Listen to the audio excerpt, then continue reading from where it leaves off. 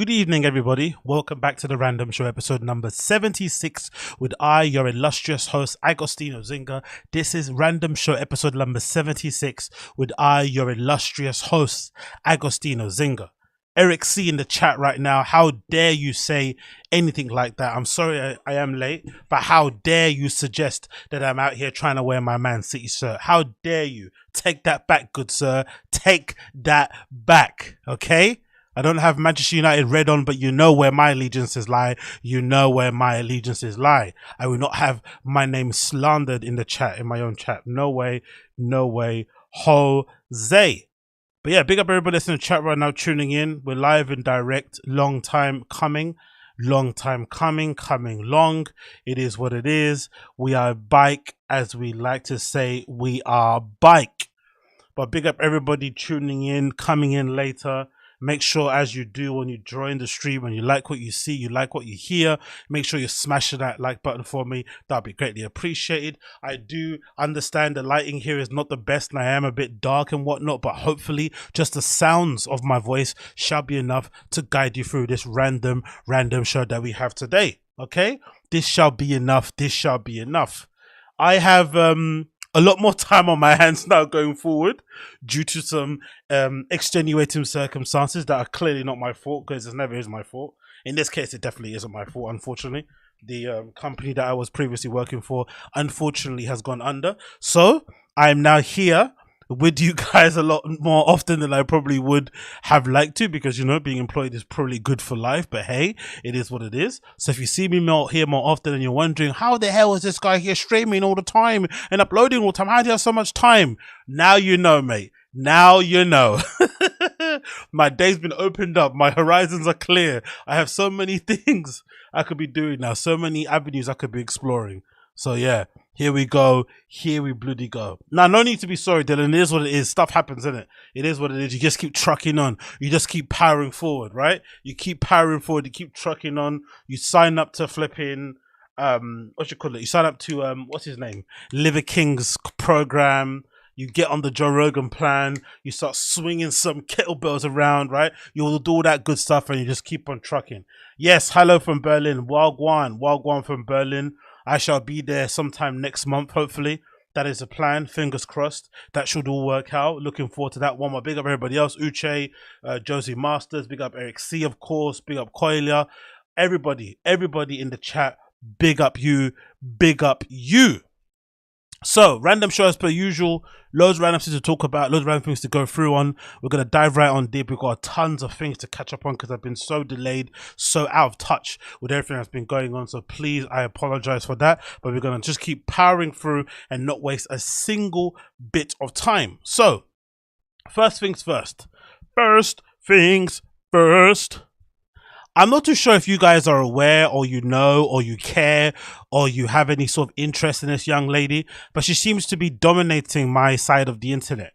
And it is the one Lori Harvey. She has, you know, got on the internet and essentially revealed her new situation that she has going on here with the actor called Damson Idris, who most of you would know from Snowfall. And people seem to be lapping up and be happy for it, but there's a lot of other people out there who are commentating on it and they don't seem to be the happiest with what's going on. They don't seem to be the happiest whatsoever, and I don't necessarily understand why so many guys have so much ownership over this lady, or they feel like they have it. Who's this? Hey, First beer on me. Big up Dylan B for that. For some reason the flipping sound didn't load up, but thank you so much for the donation, brother. I appreciate you. Those beers will be flowing in. I'm actually nip out and get one later, actually. I'm not gonna lie, because it probably is a great time to have one. I'm not going to lie. It probably is the best time to absolutely get, you know, blasted on some tinnies. Might be right now. Let me just get this picture down a bit small because I'm looking mad. My head's looking mad beefy here. Yeah, there we go. Let me get myself a little bit smaller there.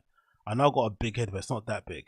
Anyway, oh, God almighty, stay here, stay there. Don't leave, don't disappear from there. There you go. Is that working? There you go. That kind of works. So, everybody's getting a nick and a twist about who flipping Lori Harvey dates. I don't really understand it in the slightest. I really don't.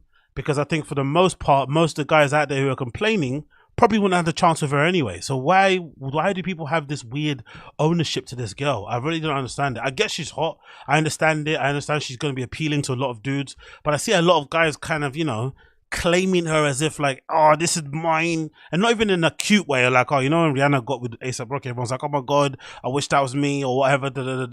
It just feels very possessive. There's very strange way. Maybe that's what happens when you're hot. When you're really, really hot, maybe you kind of elicit and you kind of bring about, you know, emotions and feelings from men that they didn't even know they had. They get really like, because this is like, imagine if this was like in the 1800s. Men will probably be going to war over her hand, right? They'd be killing each other. They'd be sacking cities. They'd be pillaging, raping, doing mad things just to get her hand. So maybe, you know, in the 21st century, the other version of that is to kind of player hate, right? That's the sort of other version, is to player hate and get it on. And one good example of such player hating was this Instagram caption or picture that I saw uploaded.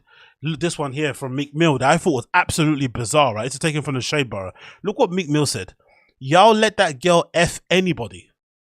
Again, people are assuming he's talking about Lori Harvey. It could be anybody, but him saying that the internet or what society at large is letting her do whatever she wants is really bizarre. That phrasing, right? You let that girl do something. I understand it's probably slang because he's from Philly, so maybe he means something else, but what a strange thing to say. What do you mean let her? Hasn't she got her own agency to do what she wants? Like, what is the deal here? And if anything, isn't this like, let's reverse the roles. If she was a dude and she was as attractive as she was as a dude, imagine she's just like a really pretty looking guy that's ripped, you know, and got lovely eyes and just looks stunning, right? Like a kind of Odell Beckham looking type of guy. Wouldn't this make a lot of sense if they had like 6 really high profile relationships with people that everyone would think are desirable? What's the issue here? I really don't see the issue. If anything, somebody on that kind of level of attractiveness, you probably should be keeping your options open, especially if you're not ready to settle down. Why are you trying to imagine settling down with any of these guys that she's supposedly with? Again, I love Future. He's my guy. He's definitely one of my, you know, he's definitely a goat for me when it comes to rap. But, you know, settling for Future is probably not the smartest idea, I would imagine. Michael B. Jordan, who knows? Maybe he's a good guy. We don't know. We don't know him from behind the scenes. Memphis Depay, you know, a little football bay, you know, to keep the juices flowing. What's wrong with that? P. Diddy back in the time, of course, he's a billionaire. Why wouldn't you do that? Trey Songz, you know, before he was accused of being R. Kelly reincarnated, of course that makes a lot of sense. Damson Idris, I saw all the girls like Damson Idris, don't they? All the girls think he's hot, I think he's cute. What's the issue here? I really don't see the issue. It's very, very interesting how flipping possessive dudes feel about her dating history and who she goes after and her interests. Like I said, especially because most of these guys wouldn't have a chance anyway. So what's the point of even commentating? But I don't know. Maybe it's one of those double standard things, and whenever a girl is kind of like a city girl for real, men seem to always have an issue with it. And whenever they're the other way around, or they're trying to pretend like they're celibate and they're trying to pretend like they're really traditional, they want to get married, guys don't believe it either. So you can't really win either way. But, you know, I still think she's a flipping savage. She moves around like an absolute ninja, keeps her business to herself, keeps it hush, keeps it quiet, and just keeps it trucking along in it and keeps living a good life. Why wouldn't you do that? Why the hell wouldn't you do that? But again, what do I know when it comes to this sort of stuff? What do I bloody know? Let's continue here and talk about this one, which I thought was interesting. Come on, are you gonna load for me? Are you gonna load for me? Are you gonna load for me? Yeah, this is the one. Cool. So this is the one, right? So here we have exactly a thing. You're just saying for open options, and you know what it is? It's not even about open options. It's just about, I just imagine if you're at that kind of level of celebrity, just imagine who she is as a person and the kind of access you get and the sort of wealth that you have and the earning potential that you have, and you're just in notoriety, because essentially she's just known for being hot. That's it. Nothing else. We don't know a single talent of hers. She hasn't achieved anything in the business, whatever. We just know her for being very good looking. If that's the case, why wouldn't you keep your options open? Life has already been easy to you in terms of genetics, in terms of family, in terms of whatever else. Why wouldn't you? The most trickiest part in life will probably be to figure out who your friends are and who you should be dating or marrying or being in a relationship with. That's really difficult to kind of figure out. You kind of, you know, have to kiss a lot of frogs before you get to your prince. You kind of have to have a lot of friends stab you in the back before you realize what a good friend is. It's really hard.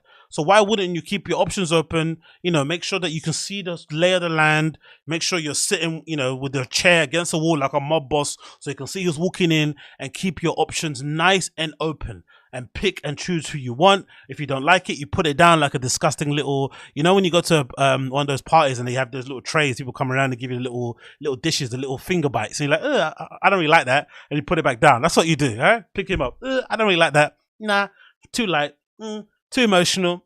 Too needy. Too touchy. Too aggro. Smokes too much weed. You know, drinks too much lean. Like that's the real life to live. And then sooner rather than later, you probably get to the end and you'll see she'll just settle down for a nice Middle Eastern man, couple of billions in the bank, you know, oil riches back home, you know, what do you call it? A really dedicated Muslim, keeps himself to himself, no social media presence, and she'll just disappear into the distance and live a good life, you know, a really good, modest, traditional life. You can see that happening in the future. But for now, we're going to run it up. We're going to enjoy. We're going to celebrate.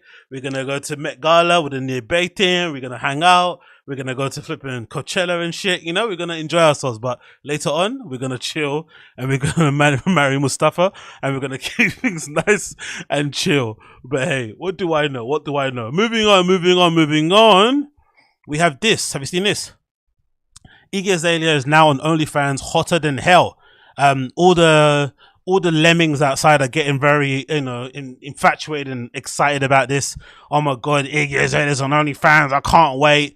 Absolute donuts. But for her, I understand business is business. The only thing I can think of, just to be as a counter to this, is I remember a headline coming out where she sold her masters for like 10 million or something. Was it 10 million? I think 10 million. Something, anyway, some crazy amount. And I remember, no, it wasn't, I think it was undisclosed amount. And she said something like, oh, I don't need to ever work again in my life that I've now sold my masters, right? And for somebody like IGGY AZALEA, who is not really going to have the biggest or the best musical career, maybe selling your catalog is a good idea because, you know, it's not as if you're going to be, you know, a big star in the future anytime soon.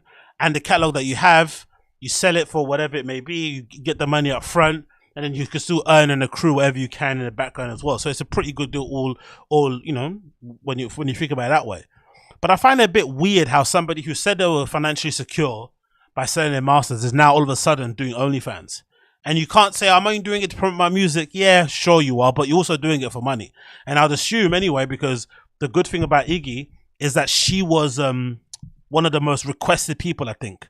Maybe next to like Amber Rose. I think I remember when OnlyFans was really popping off, like maybe during the pandemic, I felt like OnlyFans was when it really kind of took off. People kind of knew about it more.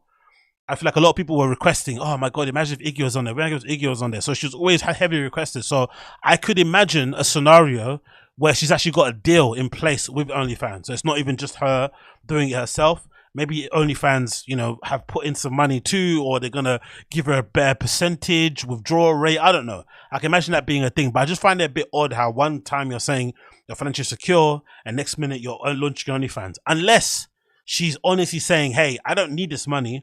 I'm just legitimately doing this for the promo, to get myself out there, to cause a bit of a stir before I drop the new music. Who bloody knows? But IGGY AZALEA is now on OnlyFans. This is courtesy of New York Post. It says the following. IGGY AZALEA is getting XX extra. The Australian singer, 32. Right, she's 32 years old. She's been out of her time, innit? You wouldn't think that. Bloody hell. Is taking her career to the next level with a collaborative project with OnlyFans. See? A collaborative project with OnlyFans. I told you, there's always big money involved with these people. They don't do these things just, you know, off the whim of it. She launched her newest multimedia project, Hotter Than Hell, and OnlyFans on Jan the 13th. The venture will take 1 year to put together and will conclude on December 2023. Oh, so it's a limited drop. So you have to get your faps out quickly. It's a limited FAP release. Oh, God almighty. I'd rather be in hell than sign up for somebody's OnlyFans, by the way. I'd rather be in hell.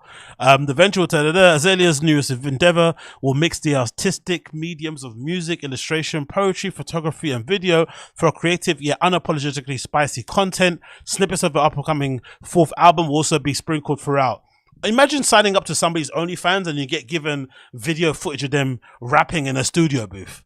Fuck off. Yeah, I mean, if I sign up for OnlyFans, I want to see flipping, what do you think called? I want to see nipples. You know, I want to see bum bums. I want to see bare stuff. I don't want to see you rapping on a flipping road mic. Like, leave that to YouTube. But hey, it is what it is.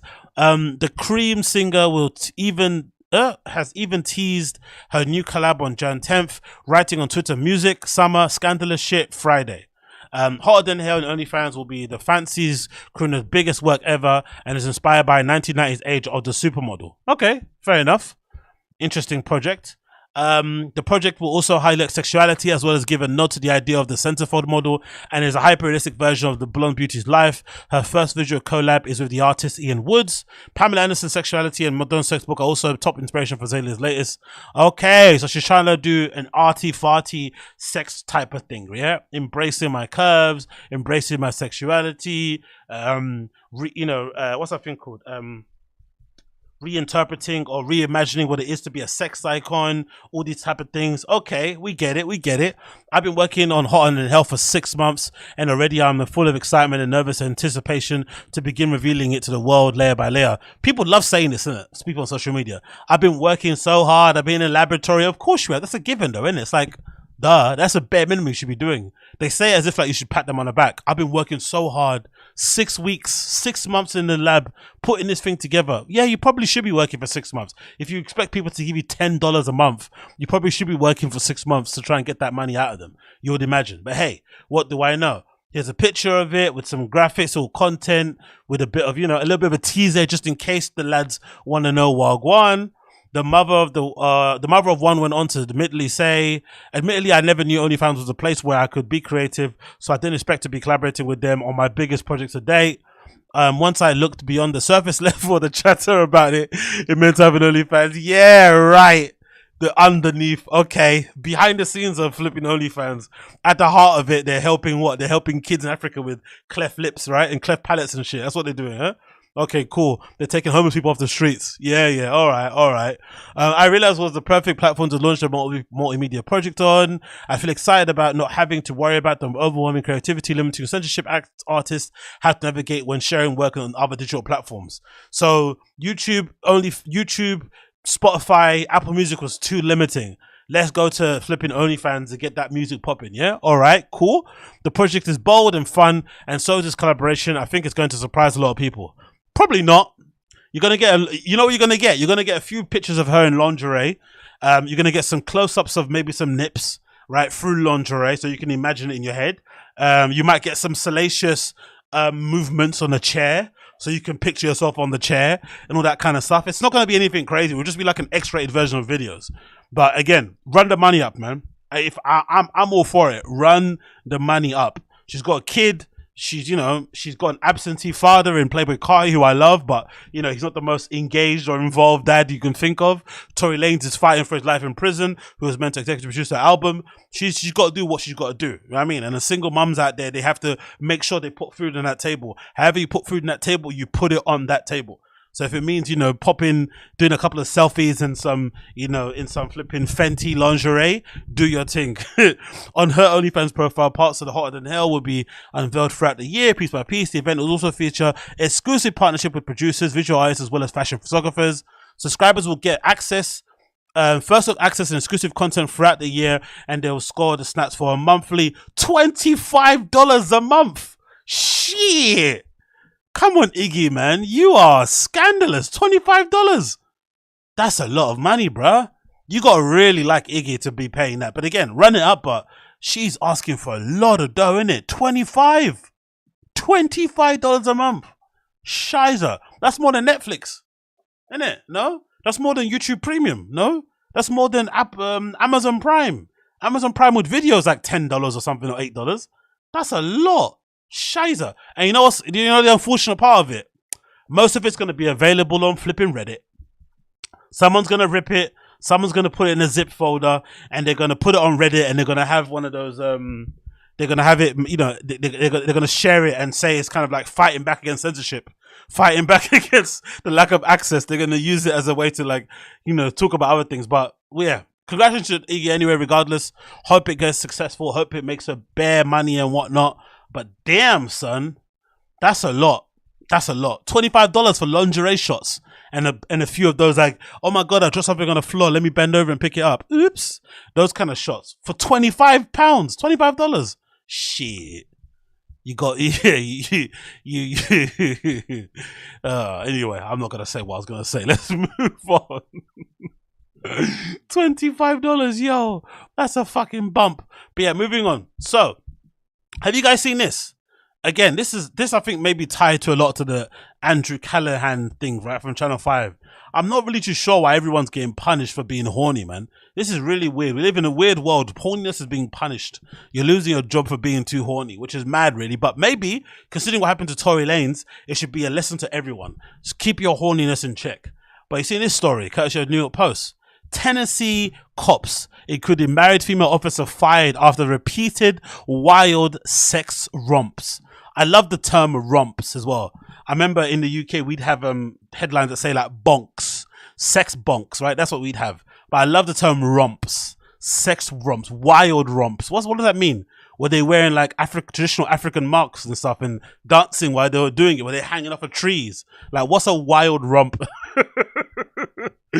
But anyway, a small Tennessee police station has been rocked by allegations of wild sexual misconduct after a married female officer allegedly had steamy romps with male officers, including illicit on-duty liaisons.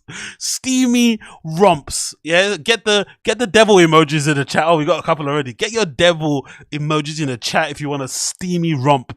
A romp in a steamy room somewhere. Liaisons, on-duty liaisons, illicit liaisons. Officer Megan Hall and her fellow law officers allegedly engaged in wild sexcapades. Yo, NY Post needs to relax. Wild sexcapades. You need to chill, NY Post. That included sending dirty pictures taken off her top at a Girls Gone Wild hot tub party. Raw! I haven't seen that term in ages. Girls Gone Wild. Do you remember that? I remember, was it, let me remember, was it like a TV show? Was there a TV show of it? I know there's a subreddit, but was there like a TV show? I remember there was a TV show, and again, I'm so dumb. I'm the kind of person, right? Look, I'm going to be honest, I'm going to be upfront, I'm going to share something with you. It's a secret, right? It's just my naivety and stuff. I was the person who thought Bang Bus or Bang Bros, whatever that Bang Bus thing, I thought Bang Bus was real. Yeah, I'm one of the people that thought Bang Bus was real. You know that thing on browsers where they got a guy in a van, they're driving around, and like, oh, there's a little kid, there's some cute girl that's lost on the way home. Let's give her a ride, and then it turns into whatever it turns into. I thought that shit was real. Same thing with Girls Gone Wild. It blew my mind when I found out some of the Girls Gone Wild girls were like actual legit adult stars. It blew my mind. I didn't know they were like porn stars. I thought they were legit college girls. Oh my god, man, college in America must be amazing. Nothing like that happens in the UK. It's so boring. Do you know what I mean? Like, you get no play here. If anything, especially when you're in college, the girls in college aren't looking at you at all. They're looking at boys who have like jobs and drive like cars, and here you are in college, like, you know, flipping money to buy flipping sneakers. And I legitimately thought those Girls Gone Wild things, right, where they go to parties and they be lifting their tops up and flashing cameras and doing wet t-shirt challenges and going into rooms and doing lap dances on board. I thought those girls were college girls, like legit. They went to college. Like, I thought it was all like, I thought this is what happens in American colleges, like on a daily. Like every weekend, you start doing beer pong and crushing your beers on your head and stuff, and that's what I thought was happening. I legitimately thought that was real. I swear, I thought that was real. I'm so ashamed to say and admit that, but I thought Girls Gone Wild and Bang Bus or Bang Bros, whatever it was called, was legit real. But anyway, let's move on. Hot tub party and even having oral sex with two officers at the Lavergne 10 police station, WTF reported. The steamy shenanigans in which Hall allegedly bragged about the size of one partner's genitals, and claimed to be an open marriage, not only led to Hall to be canned, but led to the firings of Sergeant Lewis Powell, Officer Juan Lugo, Sergeant Ty McGowan, and Detective Seneca Shields. According to the... how many did she hit? Hold on, how many? She hit what? 1, 2, 3, 4. Rotted. Go on, Megan. Two other officers who also allegedly had romps with Hall, Patrick Malicocco. Sorry, how do you say that? Patrick Maliloco. That has to be a Italian name, right? Magliloco. And Larry Holiday. Larry Holiday and Patrick Maliloco. So that's what, 5 or 6? What's that? 1, 2, 3, 4, 5, 6. Shit. Kept their jobs, but will be suspended. So why did they keep their jobs then? What, did they only get their little tinkies touched? Is that why? How did they keep their jobs? One thing to say, why did they keep sharing her picture and not the pictures of the guy that she banged as well? Why is that happening? This is not fair. Or are they doing this as a way to like say, oh, she's ugly, that's why they can't be, they're surprised that she banged so many people? Why do they keep sharing her picture and not the pictures of everybody who smashed? By the way, is this black guy Larry Holiday? Who do you think this black guy is? Is he one of them? Is he one of the people? Is this uncle one of the people that also smashed or not? I don't know. But why they keep showing her face? I think that's unfair. I think if you're gonna hit everybody, hit them all at once, okay? But anyway, it continues. The extracurricular tryst, Jesus, these terms they're using for bonks, took place at hotels, parties, and other officers' houses. Oh my God. And on a boat. Yo, police officers in America, man, they have a good time in it, right? What police officer has enough money to go on a boat and be banging? That's a crazy thing. Unless they're on some like canoe or something. I don't know. While Hall was accused of performing oral sex on Pow and Shields while on duty. Yo, at a police station and police gym, according to the... Of course she is able to bang them in a police gym because no police officer is actually in the gym, right? American police officers are notoriously always flipping unfit. So no one probably used that flipping gym anyway. So they were able to get down seriously. And no one actually came in the whole time. Came, get it, ha ha ha. Anyway, officials began to look into the swinging personal lives and amorous officers when La Vergne mayor Jason Cole received a tip that Hall had been sleeping with several... Oh, who's the fucking narc that snitched on her? I bet somebody that couldn't get any action, right? Who's the flipping narc that flipping called the mayor? Is it the mayor? Who said this? Yeah, who's the narc that flipping snitched to the mayor of the town to tell them that this girl was sleeping around? Oh, absolute dork business. Was sleeping with several officers and had a threesome with Magliocco and his wife. Whoa, that's a twist, isn't it? Megan was sleeping with several officers and had a threesome with Magliocco, or how do you say it? Magliocco, whatever his name is, and his wife. Is that Magliocco? Is that the Italian dude? Is that him? Yeah, that is. That's him. Look at that smile. Look at that smile. He hit Megan. He hit his wife. Yeah. He got cooked a nice home cooked meal to finish it. He's going to tell all his friends in the flipping office in the staff room after the fact. Look at Megan. Megan's happy as Larry also. She got her bit done, right? She got tickled. She went sky high. She had her eyes rolling back into her skull. Feeling happy as Larry, just got paid, right? Gonna pop into In-N-Out, get a quick burger, feeling good. Feeling good. Honestly, what is the issue with these consenting adults having whatever they're doing and getting fired? I think this is unfair, personally. He told investigators that Hall had told him about Powell's big black dick. Hey, and claimed she had performed a sex act on him while the pair were on the clock, the reporter said. Oh, is that Powell? Of course that's Powell. Look at that, mate. Anthony Rumble Johnson, R.I.P. Look at that, eh? We know Wagwan there, innit? That's BBC time all day long. Anthony Rumble Johnson holding it down. Just, tying it down. Huh? Omopilato and that shit, huh? Triangle gang and that shit. Oh my God, Megan is a killer. Megan is a killer. Big up Megan. Where is it going here? Where is it? Yeah, that's it. Yeah, that's it. Magliocco also said he had seen. Oh, Patrick is the one that snitched, isn't it? So the wife probably got embarrassed, threatened to divorce him, and in an effort to save himself, he kind of snitched on everybody. He probably was the one that snitched. He had to be the one that snitched. Had to be. Right? Like, come on, Patrick, man. You can't kiss and tell. You gotta shh. Everyone's banging her. Shh. She doesn't mind as well. Shh. Come on, man. But yeah, you know what it is. He had to save his household. I get it. He had to save his household. So it is what it is. Anyway, Patrick Magliocco said, he'd seen Hall and Holiday kiss while watching football at a party. That's where the kissing goes down in the office. Whoa, God. Honestly, Megan was a dream. She liked watching football. She liked hanging out with loads of guys and banging them when she wanted to. Like, why were they snitched? And said Hall had kissed his own wife, Amy, after learning they had been open marriage, according to the document. The officer also said, I love when they say that open marriages. Usually it's not open marriage. Usually it's the guy trying to coerce the girl into having a threesome. They have it once and he describes it as an open marriage. Usually, you know, that's usually the way out. It's very rarely on both sides.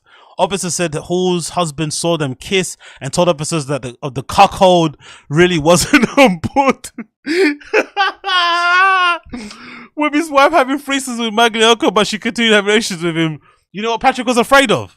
I bet Patrick was afraid of seeing this guy hit Megan, right? His wife get interested, and then suddenly now you're the one on the outside. That's what happens when you're a guy. If you try and get, that's the danger of trying to open the door to threesomes or trying to open the door to open marriages when you have a partner that's not interested, because they could very likely leave you. So you have to be very careful that door you open. You open that door thinking it's going to serve you, but it could actually backfire. Because this guy could lay it down in a way so good that she never comes back home again. That could be, that's a real possibility. A real possibility. Oh, good. What's he holding up there? A picture of his dog.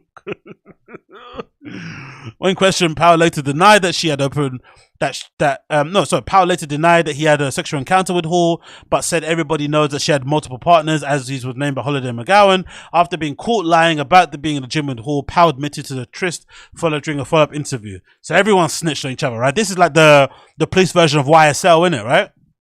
This is like PSL. It continues. Powell was then involved in domestic disturbance with his wife. You see what happens? You see? People are opening doors to threesomes. They're having arguments with the wife at home. People are snitching. People are, banging each other behind each other's backs. It gets too messy.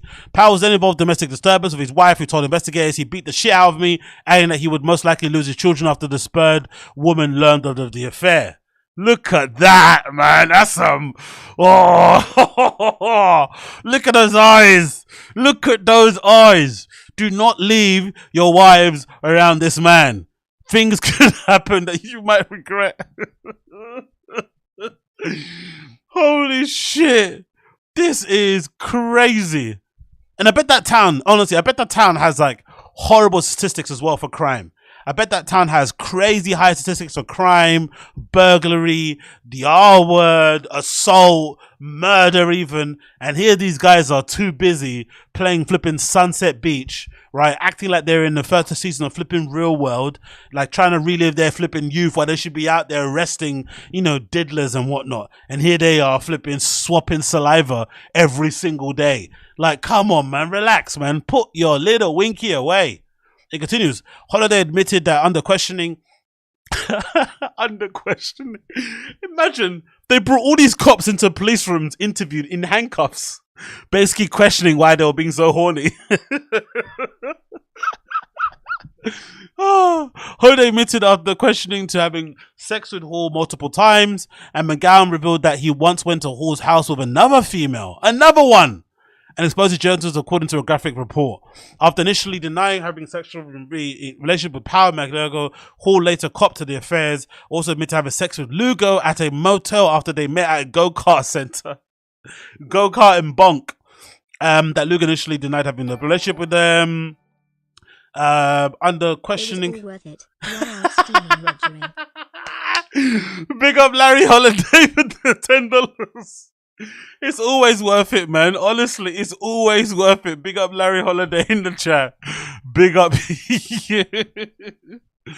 Under questioning, she said, I've never had sex with Megan Hall. Look at that. I love that line, innit? I've never had sexual relationship with this woman. That's like famous Bill Clinton work, right? Until admitting that she had performed oral sex on him while on duty when pressed, the inquest had found. Yo, Megan is getting it in. Look at her, huh?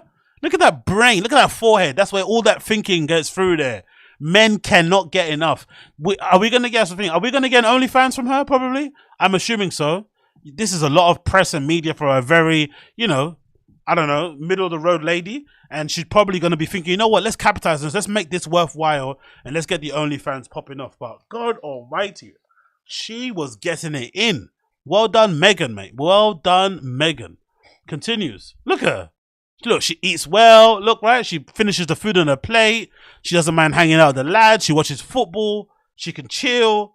You know, she doesn't mind if you get your flipping wife involved. But everyone snitched. Magliocco also noted that he had been concerned about Hall's mental health. Oh, mental health, my ass. Come on. Oh, look at this. Mental health, you know. You were too horny, mate. You heard all the flipping reports and reviews and you went to get a bit of action. Don't start involving your mental health. And started heavily drinking and driving. The officer said that Hall had once pulled the trigger on an empty gun and pointed at his temple so she could hear what it sounded like and said she was suffering from mental illness. All right, sure.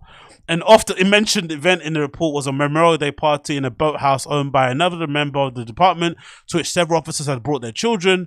At one point during the party, an intoxicated Hall had reportedly been force-fed vodka by Magley. Oh, look at this. Now they're trying to make it seem like it was some flipping cult or something. Like, get out of here, man. You're all horny. You all were flipping, had too much time on your hands doing TikToks and shit. And then that's what happened in it. But don't start blaming mental health and talking about flipping dark stuff. Here we go. Look at this. Look at that smile. Huh? Little do you know they were like busting mad ropes every single day. Right? Instead of putting criminals in chains, there they are at busting rope. Come on, man. Have some flipping respect for the badge. Talk about a thin blue line, eh? Talk about a thin blue line. Lugo and Powell and Shields were also dismissed for violating police procedures and lying during the investigation, along with McGowan, who had been witnessed choking an HR employee. What they mean, choking as in like she was upset that she got reprimanded, or choking like sexual choking? That is wild. Yo, how many people did Megan smash? Holy shit, Megan. Yo, Holiday Magagoko and police officer Gavin Schaub was suspended with the connection of the probe. HR director Andrew Patton, who authored the report and conducted the investigation, sanctioned the 8 officers with various penalties. Okay, cool. I thought the HR director got involved as well after hearing the stories. He just started rubbing one off. It was further revealed that Hall and many other officers had shared loose text messages and pornography images to each other's self. Pornography and offensive pictures in the workplace are a form of sexual harassment. Really? Pornography and offensive pictures in the workplace are a form of sexual harassment. But how about if you sent it and you're all consenting? These items were offensive, inappropriate, and can lead to the hostile work environment of other employees. I'm sorry, but if you all agree to smash each other, there's nothing hostile or harassment about that whatsoever. It's inappropriate. It's gross misconduct. It's not respecting your workplace in any way, shape, or form. But to say it's harassment and, come on, man, it's really crazy. Contributing to a hostile work environment. Come on, man. They didn't do their jobs. They got too horny. They got caught. It is what it is. I just don't understand why, like I said before, why that Megan girl's picture just keeps getting shared everywhere and the guys are not. Like, even in this report I've got here, right, on the New York Post, her picture's right at the top and everyone else's picture's towards the bottom. But they keep sharing hers all the time. I wonder why that is. There's a lot of, shame in this type of stuff, right, that they're trying to perpetuate put in there. But I don't think there's any shame associated. If anything, the shame should be just getting caught. Because I think in most workplaces, even the ones I've worked in, which are really kind of, haphazard flipping startup places, for the most part, it is against company policy to get in a relationship with anybody. I know some places have this weird policy where you can only get into a relationship with somebody if it's actually serious, which is weird because how do you know it's serious until you try?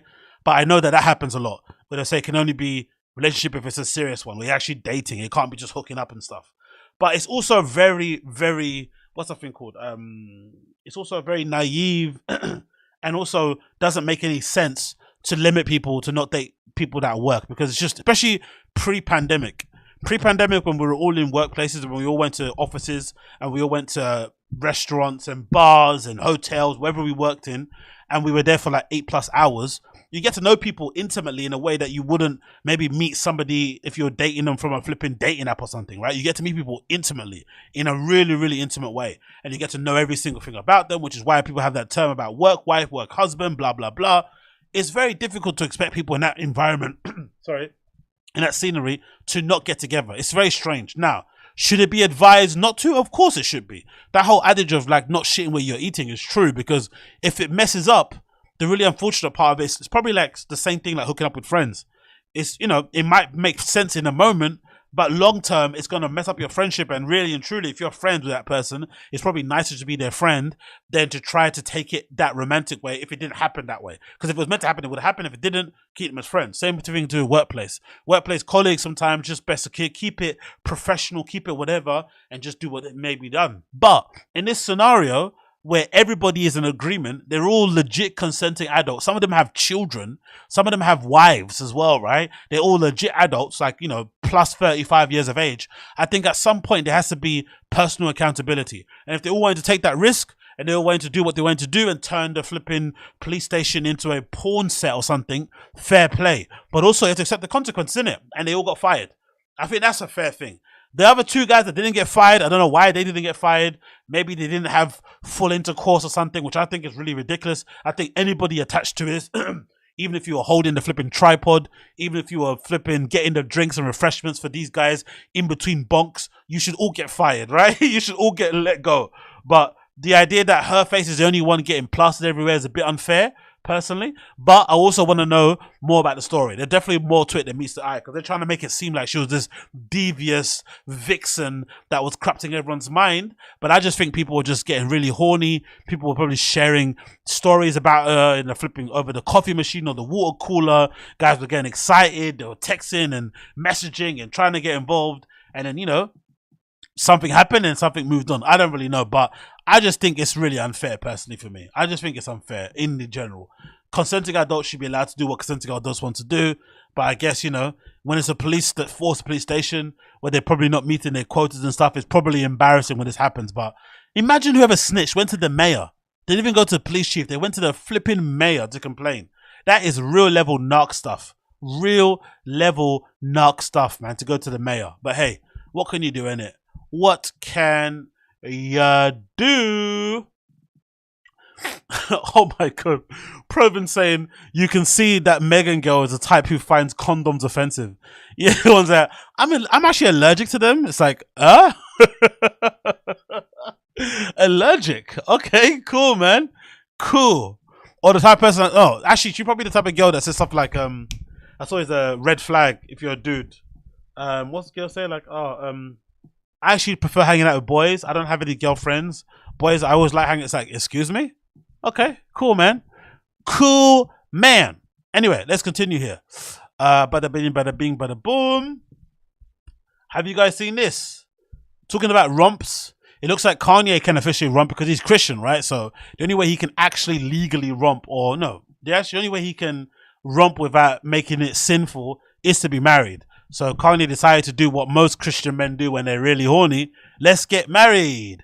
So Kanye West's secret wedding with mystery woman is Yeezy architectural designer, quote unquote.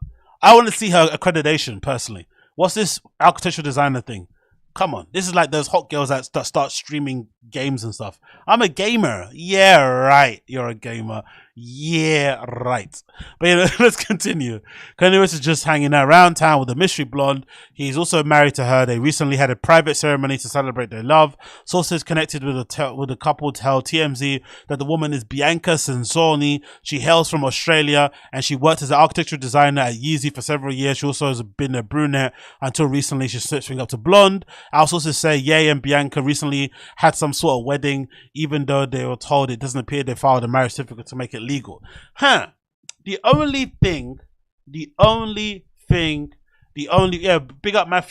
Matthew. The only thing I can think of in this regard, to just a kind of analysis, is that Kanye is clearly somebody that can't be alone in it. It's something that's very clear.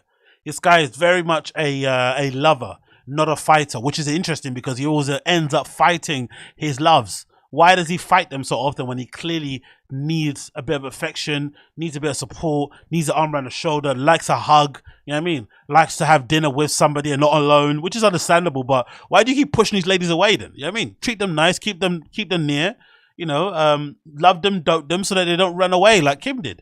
But hey, what it is. So here's the picture of him wearing one of those wedding band things I think he might have one of those rings on that CrossFit people like wearing, those rubber CrossFit wedding band things. Still, he's treating her like a wifey. Ye was seen wearing a wedding ring this week, and he had Bianca arrived at the Waldorf Astoria in Beverly Hills, and we're told the ring symbolizes his commitment to her following the ceremony. Okay. Last month, Kanye released a new song titled Sensory Overload, another tribute to his new woman. Oh, is that her then? Okay. While the lyrics don't seem to directly tie him to her, there are some possible clues why he wanted a quicker wedding, saying, and the Bible said I can't have any more sex till marriage.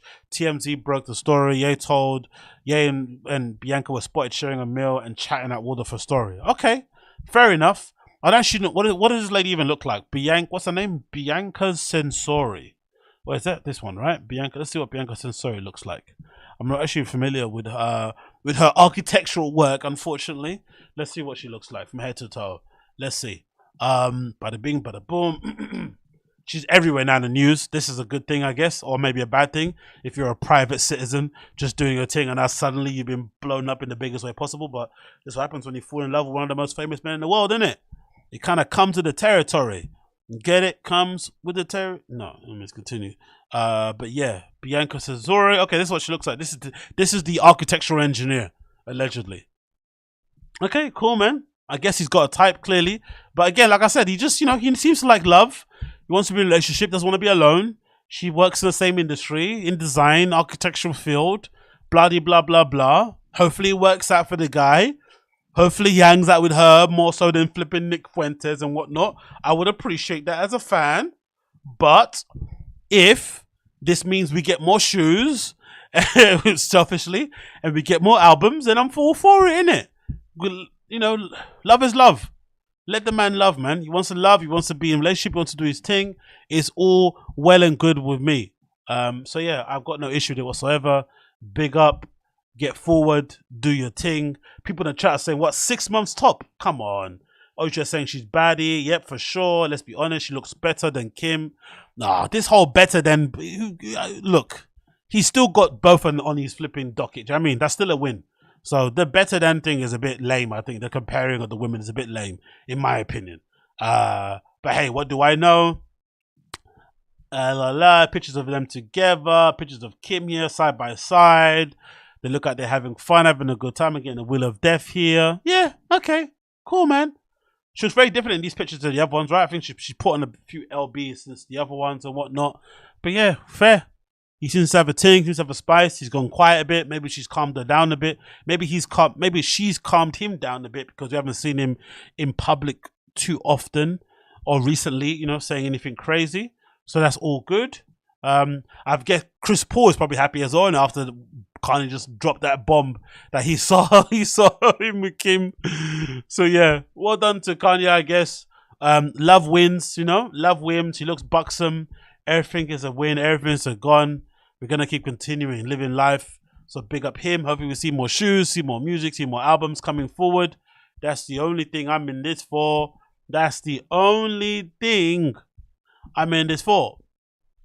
Did you see the video of Ye traveling economy? Yeah, of course. He travels economy all the time. I don't have an issue with that whatsoever. I think that's actually pretty cool that he doesn't really, he's not really bothered about always being on a private jet. As long as he's able to kind of get out there and do his thing and live his life, he's happy.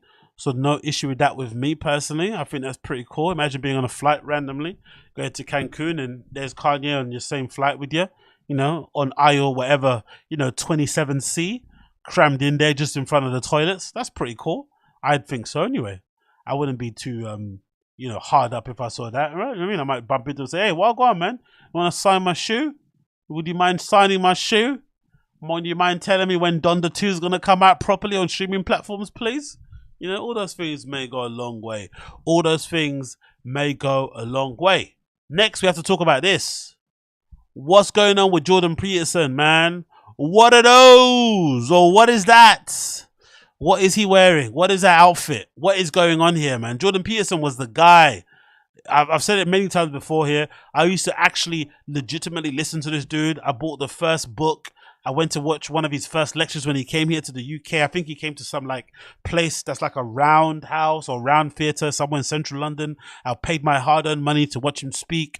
I was listening and following some of those biblical, lectures online on YouTube. I thought were really important and really useful. And just in general, being a young man trying to kind of figure stuff out, he was pretty interesting to kind of listen to. But suddenly, man's got off the deep end and now he's turned into this like court gesture thing. I don't know why going here. I think if I'm not mistaken, this outfit is like a Twitter thing. He's basically trying to cuck up or, suck up to flipping Elon, which is worse than anything I've ever seen in my entire life. That whole intellectual dark web group of people and they're kind of, over enthusiastic love for Elon and wanting to suck him off at all occasions is gross. And I'm a fan of Elon. I love the guy. He makes some good things. He's got some cool things to say. But he is also a turbo dork. He can also be annoying. And he's flipping, desire and his lust to be famous all the time really kind of makes him a little bit hard to kind of get behind and to kind of root for. And the weird kind of beefs he picks up on Twitter and stuff. It's just hard. I remain just a fan of the stuff that he does, but less of a fan of the person, of the human being from what I've been able to see. But the fact that these guys cuck for him so much is just, it's so gross. And here he is wearing a flipping Twitter outfit. I'm assuming it's a Twitter thing, considering the colors and everything that's going on there. But yeah, Jordan Peterson is really falling off the wayside. I think there's other pictures here as well of a other weird outfit that he had on. I don't know what this is. He kind of looks like a modern version of Stalin here. If I'm gonna be honest, imagine if James Cameron directed like a new, contemporary flipping update of flipping Stalin. This would be it. Everything here is a miss. The outfit is a miss. The half color thing is a miss. The flipping horrible seat is a miss. The brown shoes is a miss. Like everything's terrible here. Terrible, terrible, terrible. Look at someone said in the comments. Here we see JP showcasing his full set worn as a Saradim trimmed run play. He does look like that guy, innit? God almighty, mate. Jordan Peterson absolutely looking shocking. Absolutely looking shocking. But yeah, big up JP, I guess. JBP. Or was it Jordan B. Peterson? I think is his name, innit? Yeah. So yeah, I don't know. He's lost it for me, man. I'm over him. I'm over him. What's it if you're on the diazepam blue? That's a good one. Diazepam blue. Oh, man. What a weirdo. Next on this, we're going to talk about this quickly. This is courtesy of the New York Times. Have you seen this? I've always wondered, right? Have you ever got to a position in life where, mostly with podcasts, where you kind of get turned off by the podcast, not in like a Brendan Schaub and Bryan Callen type of way, more so because like over time you start to realize you don't like them as people, but they haven't changed. Because I guess with this article in particular from New York Times, it's featuring a writer who says he basically fell out of love with Red Scare podcast, which I listened to. And I think from reading the article, he's basically saying he started to realize who they were as people.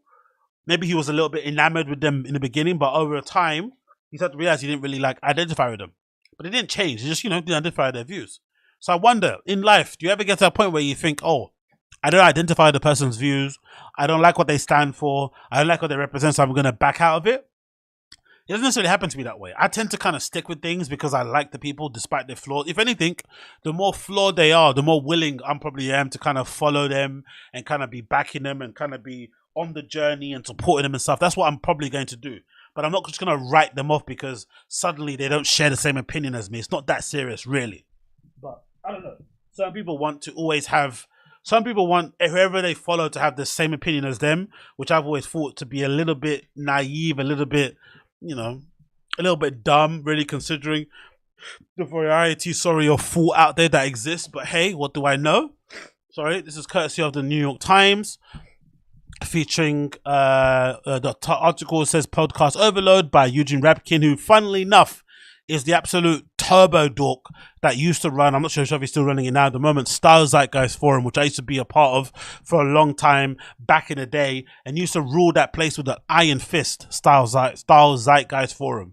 He'd be the kind of person that would be banning you if you didn't say a certain thing right, if you didn't get the right season right of a particular flipping Rick Owens collection. He'd be banning you if you didn't know this person's name and all this sort of nonsense. And here he is now flipping writing articles for the New York Times crying about a podcast hosted by two very frail, vocal fry speaking girls in New York. It's like, come on, man. How the mighty have fallen. How the mighty have fallen. Anyway, the article says, in the middle of the pandemic, my wife and I moved to Manhattan from Brooklyn. There would be less space for Gerard, our husky, but no more than 45 minutes car commutes and no more road rage. I would walk everywhere and I would take Gerard with me. Yes, big up subscriber. Love, what's that? Love he mate. Those first morning walks were exciting for both of us as we rounded the island's southern trip. I admired the view of the Brooklyn Bridge as Gerda lunged at scraps of food, but soon the charms of the garbage-strewn plaza in front of the Staten Island ferry started to wear off, and the 1980 architecture of the Battery Park City seemed to take its generic look. With so much to sniff, Gerard was content, but I felt I needed to lift the hours with something that would drown out the city noise and occupy my brain. A friend recommended Red Scare. I love how he's saying this like as if he didn't move to New York for Red Scare. I love how he started it. Oh, I already moved there. I moved from Manhattan to Brooklyn, but I don't want Red Scare. Yeah, you did. Imagine a grown man leaving one place to go to another place for a podcast. I already took the piss out of, or you should be laughing at these comedians, these grown men who left their humble abodes to move to Austin to follow Joe Rogan. At least it's Joe Rogan, right? He's like the flipping male Oprah. That will make some sense, maybe career-wise. It's still lame. It still deserves ridicule, but that makes some, you'd get it in a way. But imagine moving to Austin just because you're a fan of the podcast. Do you think that exists? Do you think there's people out there that move to Austin because they just love Joe Rogan and they have nothing to do with comedy whatsoever, just regular people? I just say, you know what? I'm going to move to Austin because I love Joe Rogan. If you did, you deserve to really be pushed in front of a bridge. In front of a moving train on a bridge. But we continue. A friend recommended Red Scare, a cultural commentary podcast, pointing out, oh, I've got one of those. Pointing out that it was hosted by two self-described bohemian layabouts from the Soviet Union, and Anna Kashin and Dasha Novoskova. Since I'm from Belarus, my friend thought the show would speak to me. When I was 15, oh, shut up. Anyway, politically, I was on the left when the Marxist teachings of my Soviet youth only strengthened my injustices I saw during my formative years in the United States. But in the last several years, I've come to feel lonely on the political spectrum, finding moments of sanity in conversations with friends rather than in publications that seem to favor opinion-driven pandering. Still, I look to the news media for the reality check, hoping that someone from there must have a clue. But where do you find sanity in an insane world? Not on a podcast, you absolute donut. Anyway, it continues. When I started listening to Red Scare on my walks with Gerda, imagine, what's a dog's name like Gerda? Is that his mum's name or something? Gerda. What a horrible name for a dog. I felt like I had found a refreshing critique of the increasingly polarized political landscape. While situating themselves on the left, Miss Kashin and Miss Novoskova didn't shy away from the calling out of the excess of the so-called progressivism, and they waded into the cultural wars, highlighting the absurdity and cynicism of the corporate world, while emphasizing that the poor always seem to be fleeced in the end. Hosts went after the political naivete of some leftists, criticized slogans that defund the police, noting that the police were more than not from the lower middle class and minority backgrounds. Ms. Cashin spoke highly of The Culture of Narcissism by Christopher Lasch, one of my favorite books. And what a coincidence. One of your favorite books is something that she's known for. True. On my rounds with Gerda, I came to God. He hangs around with his dog a lot, doesn't he? Gerda. I came to think that the host shared a mature and European sensibility to go with the certain wisdom common with immigrants that have grown up without privilege and are able to see America in some clarity. I wasn't only enthralled with Red Scare. Patreon reports that it was roughly 12,000 supporters who collectively donated $53,000 a month. I always wonder when people mention stuff like this in articles, like the money that podcasts make or people make that they don't like, as if that's some sort of like thing to hit them with. If anything, you contributed to that money that they made, if anything. And maybe not listening to them maybe would have put a dent in their wallet in the first place. So I don't know. Anyway, let's continue. Part of the show's appeal was nothing to do with politics, mixed with their discussions on current events and the hosts frequently discussing shopping, beauty regimens, and bits of celebrity gossip. The show popularity and probably helped by the celebrity of Miss Nerdkova, a actress who appeared on Succession.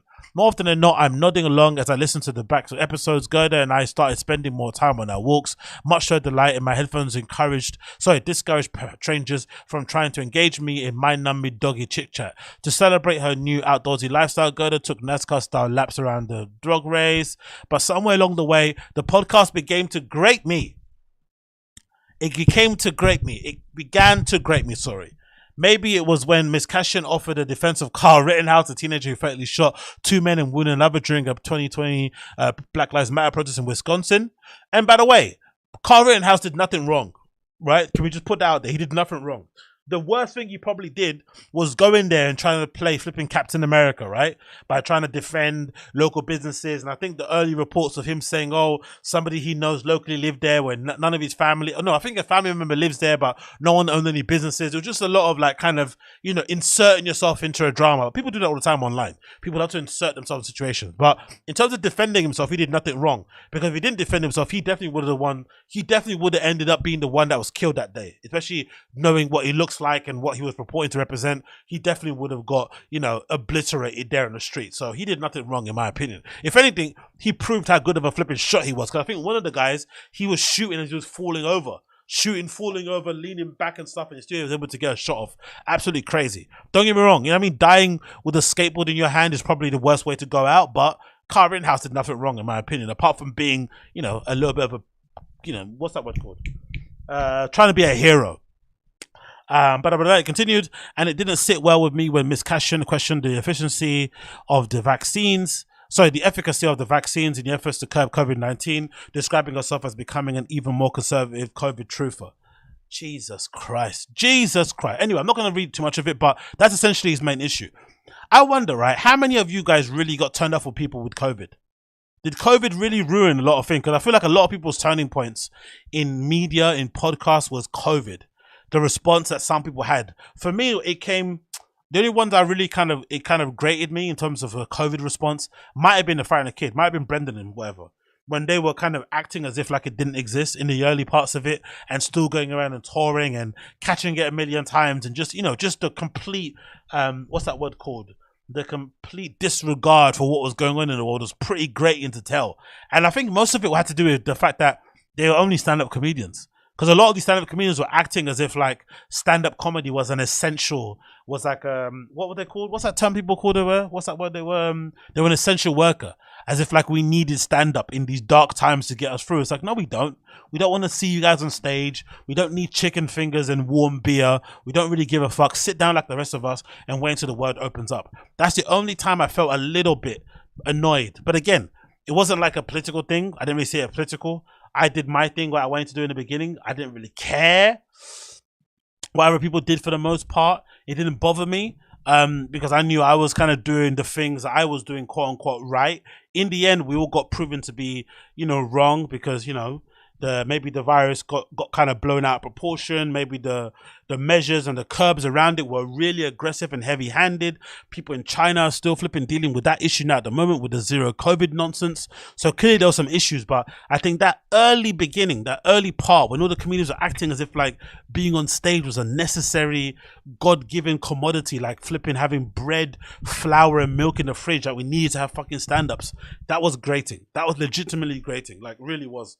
And if anything, COVID was a great equalizer, right? It kind of brought us all back into some sort of like parity. It was all kind of on the same sort of level. But for some reason, some stand-ups were like, no, stand-up is my must. I must go out there and perform. People were flipping doing shows in car parks and on Zoom and all this sort of nonsense. Like really, really stupid things were happening during that time because people couldn't handle the idea of maybe sitting down and chilling out for a while. It's really, really annoying.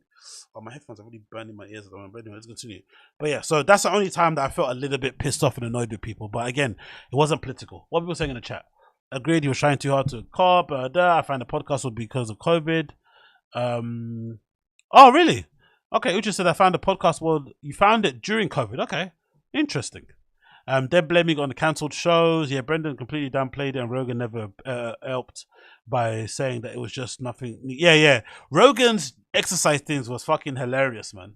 But to be fair to Rogan, oh, is it okay? Cool. Let me just. This chat always does this, isn't it? Always annoying. Let me restart this again. It always does. I got it to start again. It stops working, and I've got to do this, and it starts working again. Anyway, cool. Thanks for letting me know, Uche. Rogan's approach to COVID must have been, I think, in my opinion, don't hold me on this.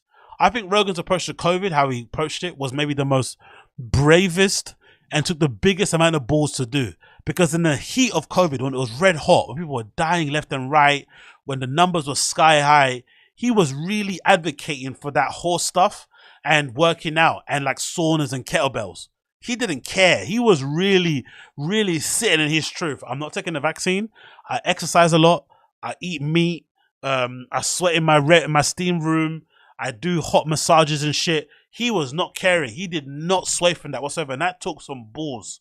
I don't agree with him in his position, but that took some real gigantic kettlebell sized balls, cast iron balls, to be sitting there in that gunk. And remember as well, he nearly got cancelled, right? They were trying to cancel him super hard when you're talking about ivermectin, right? Ivermectin, that horse stuff. Or the medicine that could be used for horses, but also was kind of be treated to use to kind of curb the effects of COVID, I think, or something like that. Bloody hell, mate. Rogan was really sitting in that. He was sitting in his truth. He did not care. This is my truth. I am not budging from it. And clearly, in the end, he ended up being proven right, I guess, in some respects.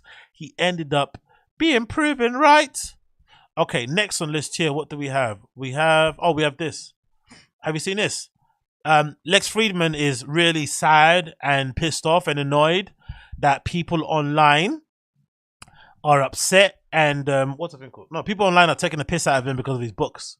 That was really funny, right? To see everyone basically laying into him for his reading list for the beginning of the year because people think some of the books were lame and stuff, and just generally him trying to gamify reading books and stuff. Even though I did the same thing, I think I read on my my resolution was to read 100 books, but it's just like a stretch goal. It's nothing serious. If I read flipping 87 or 92 or 77, it's still a win. You know what I mean, if I end up reading those kind of books in a year, it doesn't necessarily matter. It's just kind of something to aim for. But for whatever reason, this Lex guy puts way too much importance on the thoughts that he says and the things that he does, and for some reason he feels like the whole world should be revolving around love, which is a little bit suspicious. But this is Lex Friedman being emotional about the fact that people were laughing at him about the books he reads. Come on, load. Are you on load? Come on, load. There you go. Are you on load? No? Okay, So this is a good place to also mention a little bit of a fun little controversy that evolved over Twitter.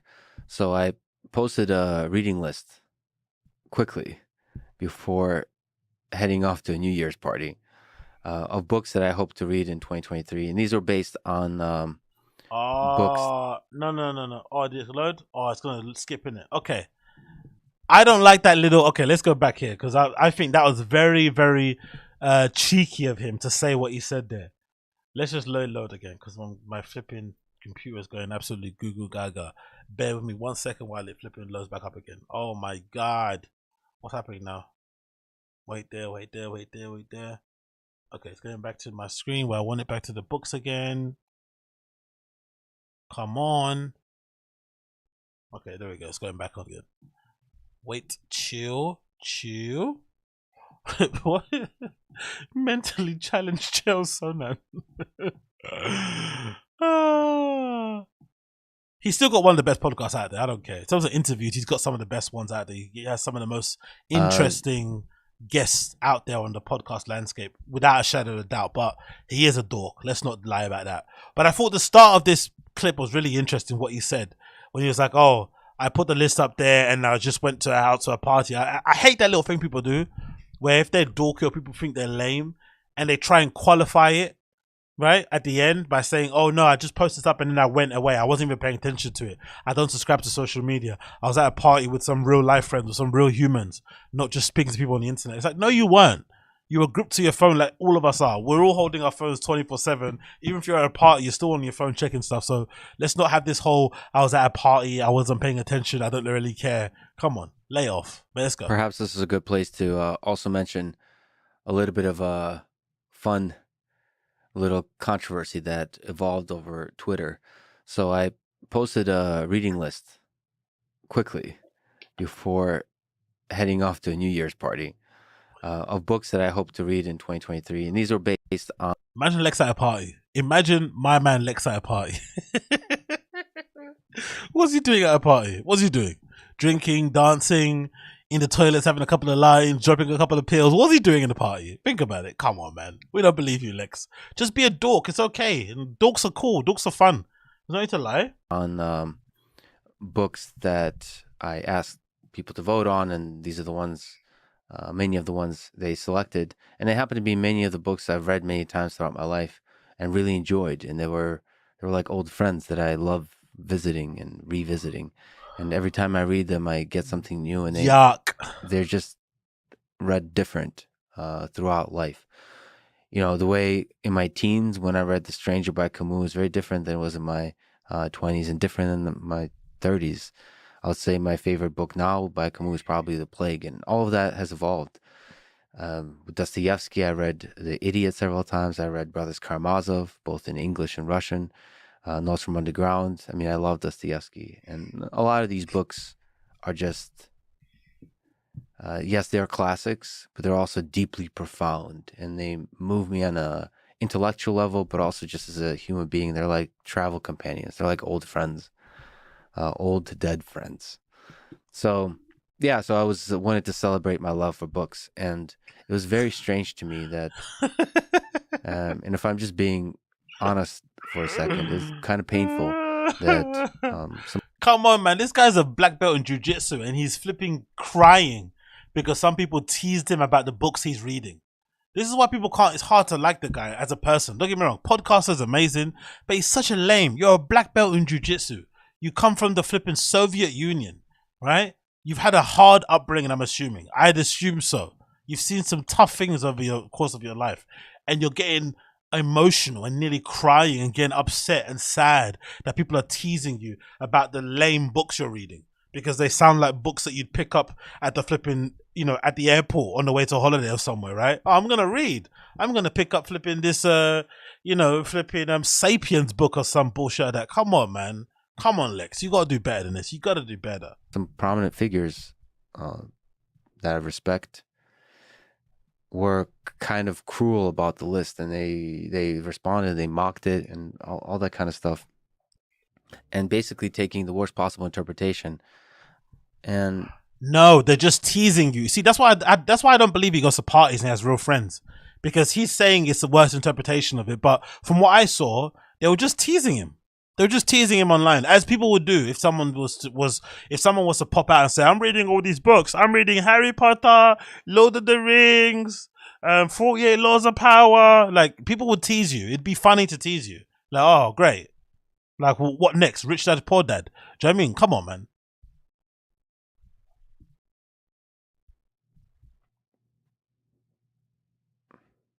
I have to be honest and say it was he's actually gonna cry. It wasn't fun because nah, I can't believe. Look, to get a black belt in jiu-jitsu is not easy, and I think he's got a black belt in jiu-jitsu. I think it's a Gracie black belt also. I think so, right? It's a Gracie black belt. They don't give those things easy out. I'm assuming, even if you're somebody well known, and he's crying over flipping. Come on, brother. He's crying over books. Jesus. It was just a silly kid, me, kind of in a joyful New Year's mood, sharing with the world books I love. Hold on, by the way, you're not a kid, my sir. How old is this man? How old is Lex Friedman? I swear to God, if this, you're only a kid if you're under 18, I would assume. And if you're under 18, I'm not listening to you in the first place. Let's say Lex Friedman age. Let's see here, because this is already annoying me. A kid sharing books. How old is this man?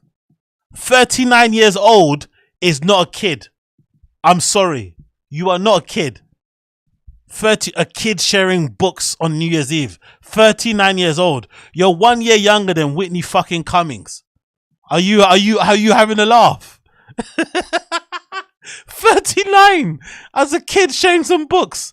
You're 1 year younger. You're older than Ben Shapiro. Ben Shapiro spent his entire year shouting at college kids. He could say maybe he's a kid. He spent his entire flipping career shouting at college kids, right? Telling trans kids they're not trans, insulting non-binaries, and just being an absolute menace to the LGBTQ and queer community, right? Doing no good, right? This guy, he can maybe say he's a kid. 39 years old, you're a kid. Fuck off. Like, what is this guy on? Oh my God. And I think what was happening, and this seems to be happening a bit more, is there's a bunch of people that are just almost waiting or hoping that I fail, or maybe that I'm some kind of bad human being, and they're trying to discover things about me. As a fan, as somebody that also pays attention to what people say out there that don't like him as a person, I can say I get the feeling people are just waiting for him to be an actual normal human again. I think that whole like love, one love will heal the world, podcast will stop war, let's get Zelensky and Putin down on my pod and they'll stop war, and cartel members, if I get them on my pod, they'll stop, you know, slaying and killing their own flipping citizens and whatnot. Sorry, their fellow citizens. All that sort of like naive, rose-tinted look at the world. People are just waiting for him to finally crack and become a normal human like the rest of us. The fact that he, you know, bloody walks through the world thinking love will solve everything is really annoying. And people just can't wait for him to become normal again, because his podcast is great. We all love it. It gets crazy numbers. The clips are awesome. He has great guests. They give good book recommendations. He offers good, you know, insights and interviews and questions and whatnot. He's clearly well read and all that good stuff. I like his podcast. It's flipping amazing. Many people out there like it. It's one of the most popular ones out there. It's definitely doing great. But as a human being, this whole one love, let's heal the world, kumbaya, hold hands nonsense is fucking annoying. Just be a normal human. That reveal that I'm a bad human being, and maybe somehow this reading list reveals that. I don't know. I don't know. So one criticism was that everybody read these books in school and they're basic. I think my response to that criticism is no. First of all, most people have not read them in school. Maybe they read Cliff Notes. And they're not basic. They're deeply profound. Some of the greatest words ever written. This guy's arguing for the right to read Harry Potter and not get insulted at 39 years of age. Yo, man. Anyway, I'm gonna leave it there. No, they're actually really serious books. It's like, bruh, like whatever you wanna read, you read, innit? It's all good, man. Just read. It's no problem, man. But just turn into a normal human being for the sake of it, please. And also, this, to be honest, I have some sympathy for him. To be honest, I have some sympathy for him. You know why? Because reading books, like I have done for the majority of my adult life, because I find it easy, not because, you know, I'm trying to become or showcase myself as some sort of flippant intellectual. It's quite annoying because you're always going to invite people to think the worst of you in some way. It's kind of like when you publicly declare you want to lose weight. Everyone steps in with advice on what you should be doing and whatnot. And usually these ones are the most, you know, fatty, tubby ones out there, right? And they're giving you these unsolicited pieces of advice because you put out your dreams, aspirations out there. And books has the same sort of thing. It just sends a signal out there to people that you're either trying to intellectually masturbate yourself, that you think you're smarter than what you are, or that you're trying to like flex that you read books. So it's kind of hard for people to respond. So I get people responding in sometimes a non-charitable way. But in general, if you are actually about that life, you shouldn't care. You just post what you read and read what you post and keep it moving. But maybe as well, the gamification of what he's trying to do is rubbing people up the wrong way as well, right? The fact that you say, I'm going to read all these books in this time, one a week and this stuff, it kind of takes away from the value and from what you're meant to get from those books, especially some of the bigger and thicker ones. Maybe. I'm not too sure. But either way, man needs to grow up and just kind of let it go. It is what it is. Some people think you're a dork. Some people don't think you're a dork. I clearly still like the guy. I love his pod. But I just think he needs to relax. He needs to just relax. Rein it in. Relax, please, sir. If you don't mind, please relax. But anyway, let's move on to the main chunk of the story today. The main chunk of the story today is the issue with Mr. Andrew Callaghan. As most of you guys would know, many women's have popped out from the woodwork and have basically accused Andrew Callaghan of Channel 5 fame of being a little bit of a creepo, right? Being somebody that maybe doesn't know how to act when he's around the ladies. And now he's been cancelled to the point where, you know, he's put himself into a psych ward, which is funny, innit? I think. Because whenever these guys get accused of being creeps or diddling, like Chris D'Elia, oh, I'm a sex addict, I need to go to rehab. This one, oh, you know, I don't know when no means no. Now suddenly I need psychiatric help. It's like they don't even have the balls and the decency to stand in their creepness and their horribleness. They always have to make an excuse, right? Mental health issues. Oh, I was abused too when I was coming up. Yeah, right. Get out of here. But anyway, whatever. Here we go. So the allegations against him. Let me see if I can pop them up here. Yeah, this is it. So this is the first allegation the first article I remember seeing was courtesy of the Rolling Stone. The Rolling Stone seems to have a real hard on for taking him down, by the way. Whoever's writing for them or whatever, I think Andrew needs to maybe, you know, reach out to somebody over there, because whoever works there definitely doesn't like him. Because I think they've written quite a few pieces basically detailing what's been going on and making it clear that they're going to do their bestest to dump him and to flip and bury him under a bridge. Headline reads as follows. Andrew Callaghan, popular host of All Gas No Breaks and Channel 5, accused of sexual misconduct. On his YouTube channel, Channel 5, and his recent HBO show documentary, This Race Rules, a 25-year-old, he's 25 years old. Holy shit, brother. His face looks like he's lived 100,000 years, isn't it? Is that stress? Is that just acne? Like, wagwan. He looks way older than 25. Fuck me. Has amassed millions of fans as a goofy, deadpan interlocutor. How do you spell that? How do you say that? Interlocutor. Highlighting the absurdities of modern culture. His straight-faced interviews with fringe members of the contemporary society. Okay, let's get to the accusations. Go away. Caroline Else, a TikToker who goes by the handle Cornbread Arseroll, okay, posted a video last week recounting her alleged experience with Callaghan. In her video, she alleges Callaghan asked to stay at her place after having a falling out with one of his crew members.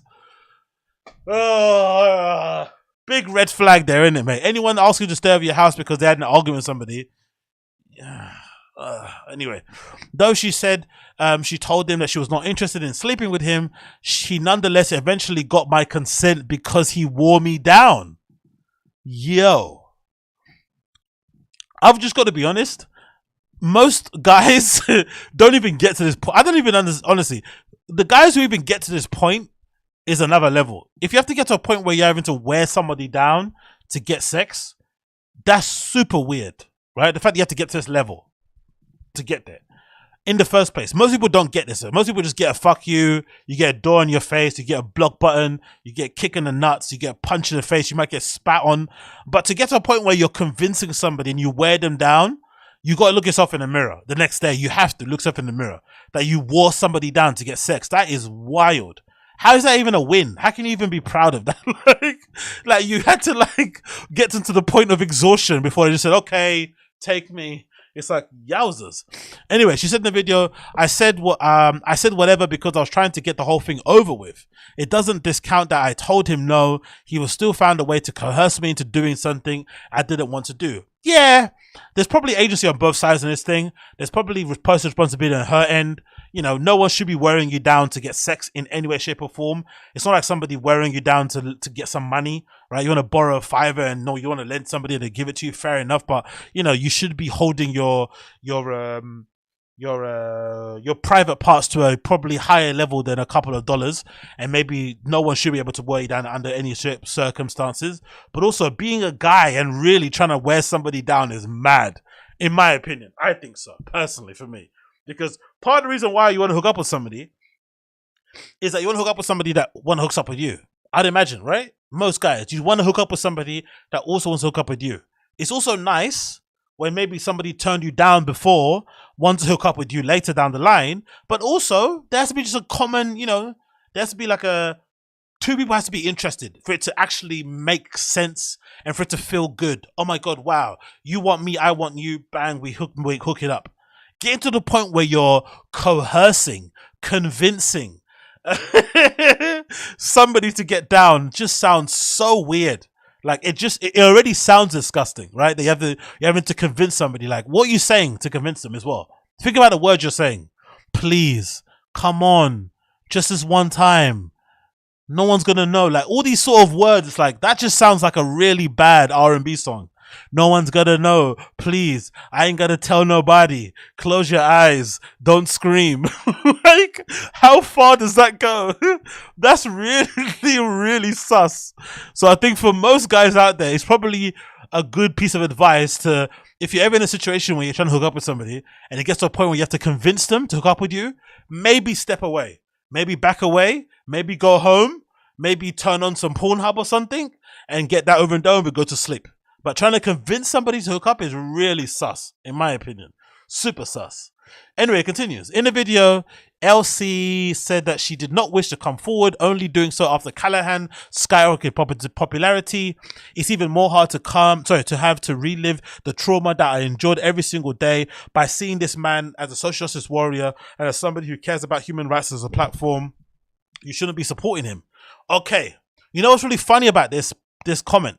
This is the same thing that the Crystalia accusers said. The same thing. I think one of the first Crystalia accusers, I think the first girl, she was some young girl. I forgot how old exactly that she was, but I think she was like under 21 or something. And I remember, I think her first account was that she was at home and she saw, I think, the ads for You, or maybe You was coming on or something on Netflix, and it was kind of getting blasted everywhere on social media because obviously You was really popular at the time. And she got annoyed by seeing Chris's face all the time because, you know, of what happened to her. And she decided to just randomly blurt out a flipping tweet or something, and then that tweet went viral, and all of a sudden Chris is getting cancelled and being accused of being a diddler. So that popularity basically was a blessing and a curse in a way, because it of course was a blessing because it was kind of his foot back into popular contemporary culture, and also a curse because it eventually ended up kind of like being his downfall. But Jesus Christos Krimi. It continues. Another TikToker, Dana, or Modelly Freckle, posted her own series of videos on Jan 8th. Okay, I think I've got this one. This one's called Dana, right? Where is she? I think she's here somewhere. Let me see if I can find it. I found it on Twitter. Let me see if I can find it. Is it this girl? No, not this one. I don't know who it is. Who is it? Oh, I want to see a video. Oh no, I've got it here. There it is. Sorry, there it is. There it is. This one. It's this one. So I think this is the Modelly Freaky girl. Oh no, this is somebody else. This is not Modelly. This is another girl anyway. It's another accuser. It's not Modelly Freaky. It's some other girl. But let's see what she has to say.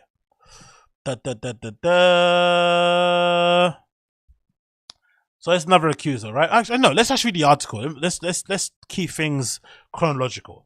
So another TikTok called Dana, or Moldy Freckle, posted her own series of videos on Jan 8th, claiming that Callahan had also persuaded her into having sex with him. In one video, she alleges that they hooked up when... Okay, they got TikTok here? Okay, let's see if she got a TikTok. I want to actually see the video of her talking, because it can give it a little bit more life as me trying to incorrectly read these flipping accounts. Let's see what she's saying here. Modelly Frecky is a DJ. Oh, no. Solidarity with the DJs out there.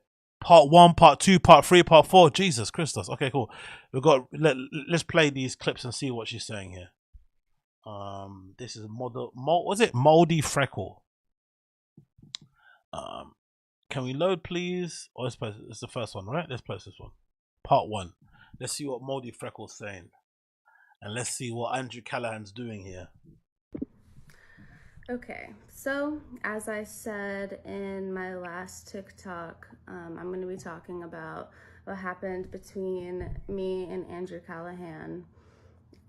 But I want to start off by saying that I wouldn't have been able to do this without Caroline posting that TikTok first. Honestly, she gave me the opportunity to feel comfortable enough to actually show my face and talk to a bunch of strangers online about something very personal that's happened to me. I had actually posted about it publicly. That has to be, I wonder, right? If you're a creep like that has to be the biggest nightmare of them all. Not that one person comes out, because I think if you're really demented, you can maybe excuse the one person and say, you know what, It was one bad date. Wires were crossed. I didn't know this. I didn't know that. You can kind of feign ignorance. But when a number of people start coming out with stories, it really starts to paint you out to be one way. Even if reports aren't filed, even if you don't get arrested, whatever. If it's just like the court of public opinion, if more than two people come out saying, you know, similar things about you just being a horrible person to kind of interact with in a sexual way, it can really look really mad on you. So actually, even though one person's bad enough coming out saying something, it's still bad. Even if you get found innocent, it's still terrible for your reputation. The fact that more than two people come out saying things is like, God damn. Especially in the midst of you having the biggest moment in your career and stuff, and that documentary just dropped. Woof. No wonder he went to a psych ward. Come on, play.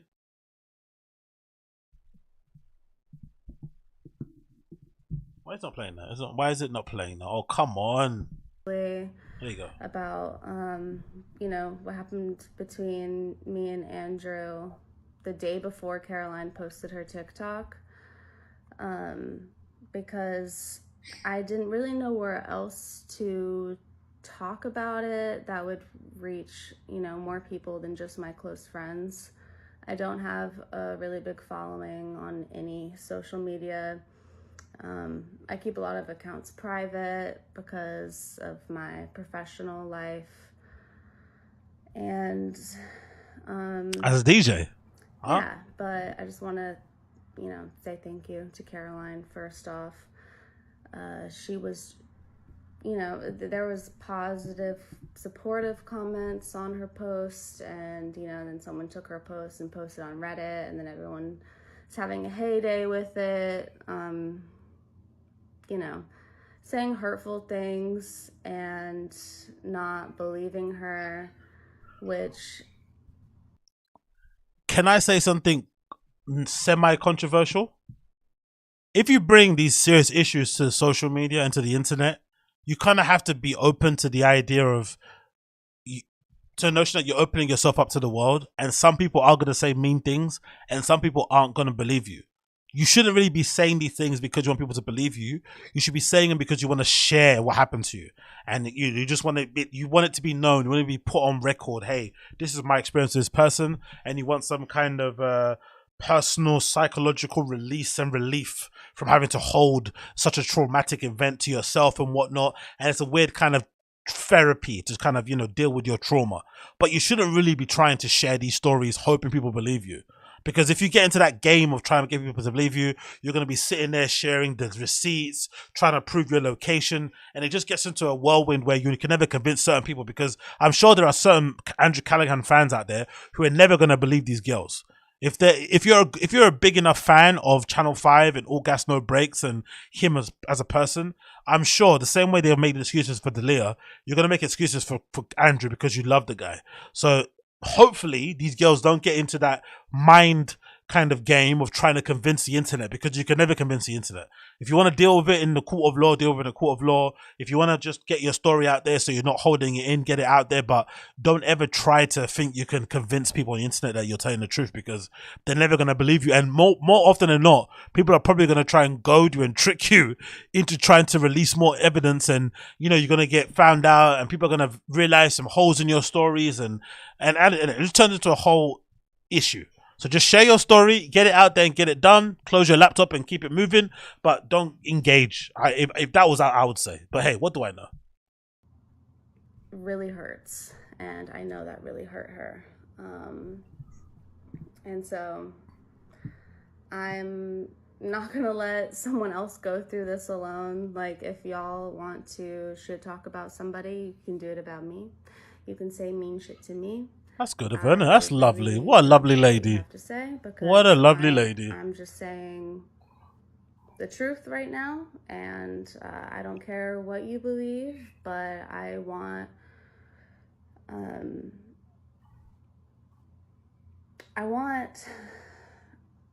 you know, other women who he's affected to feel comfortable about talking about it.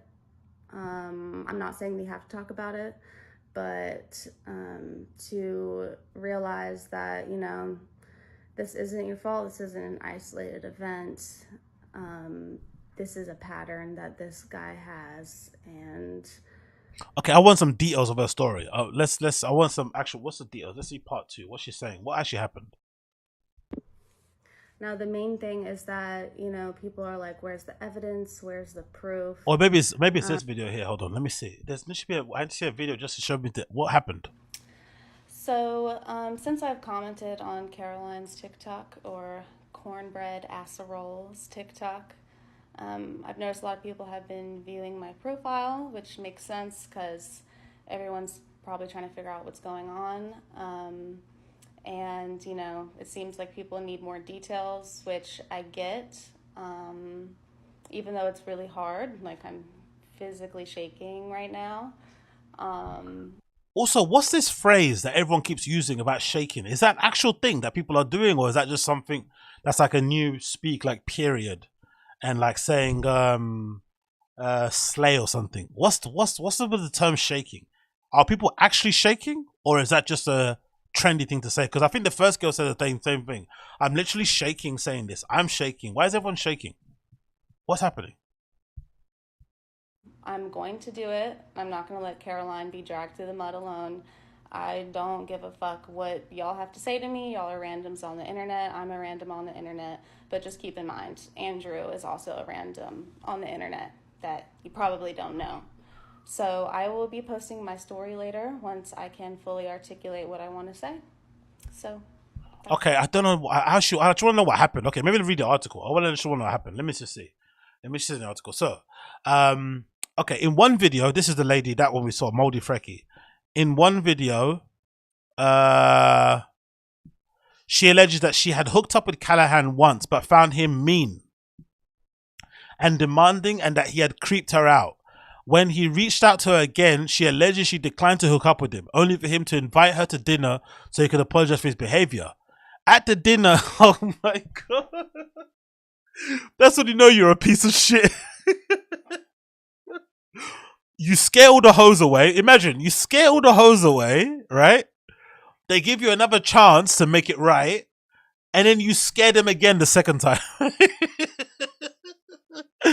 Oh my God, this guy, man. Holy shit. When reached out to her again, she alleges she declined to hook up with him, only for him to invite her out for dinner to apologize for his behavior. At the dinner, he allegedly repeatedly asked to have sex with her in the car. Though she said no, she offered to drive him home, though I did not want him to have sex with me ever again. Yeah, oh, by the way, this is something as well that I've found out that people are really interesting as well, analysis out there of like the lack of understanding with these type of things. Do you guys remember? Actually, no, I don't remember. I'm seeing a lot of guys on the Channel 5 sub, I think they're dudes anyway, who don't understand how this could be harassment. Like, he allegedly repeatedly asked to have sex with her, even though she said no. People are saying, oh, that's not harassment. Maybe it's not like a R word, right? But that is a form of harassment. If somebody says no, it's like, forget sex. Let's put sex out of the way. If you just keep annoying somebody out in the street continually, you'd get flipping charge of harassment also, right? This person once told you to get away from them. They keep walking away. They keep, making distance. They make it known verbally, physically, they don't want anything to do with you, and you keep talking to them. That is a form of harassment. So if you are continually trying to proposition somebody to sex and they keep saying no, that is a form of harassment also. So I don't understand why some people can't get that through their heads. But I guess, maybe because it's being put in the same bracket as the other girl's accusation. I'm not really too sure. But that isn't the greatest thing ever. You don't want that on your jacket. You don't want people to go around saying that, hey, this guy keeps asking me to hook up all the time. I keep saying no all the time, and he keeps asking all the time. That is also some creep shit. Let's just put that out there in the blue. It continues. While in the car, Moldy Freckle alleges Callahan touched her inner thigh, kissed her neck, and attempted to put his hand down her pants. Look, that's like that is like textbook full stop creep behavior, no? You imagine, let's begin the beginning of the story. He hooked up with her beforehand, and he creeped her out to the point where she wanted nothing to do with him whatsoever. He reaches out to her again. She doesn't want to have anything to do with him. He convinced her to have dinner, to say sorry. So under the guise of everything's going to be okay, I'm going to apologize, I'll make amends, I know I did wrong. he goes and meets the lady and then tries to put it on her again, even though she says no. That to me is capital H harassment. But hey, what do I know? It says here, I told him to stop. I told him to get off of me multiple times. Dudes who get off on this stuff are bizarre, man. Getting off on people saying no and still going, you are crazy. He tried to put he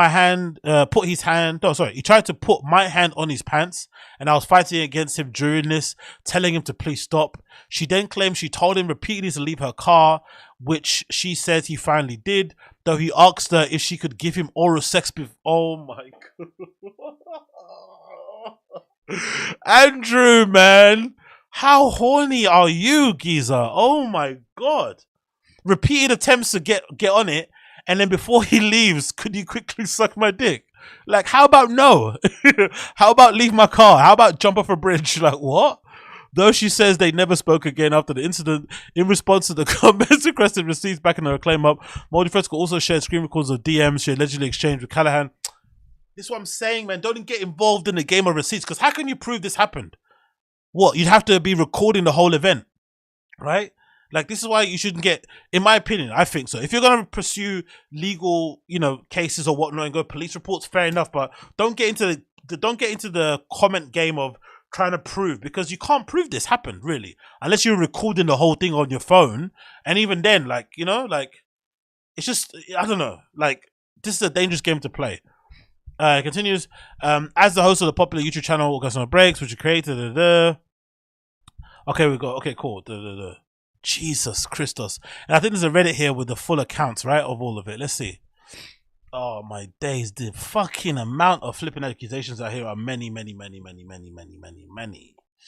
So this is courtesy of the Reddit, I think, right, posting all the accounts.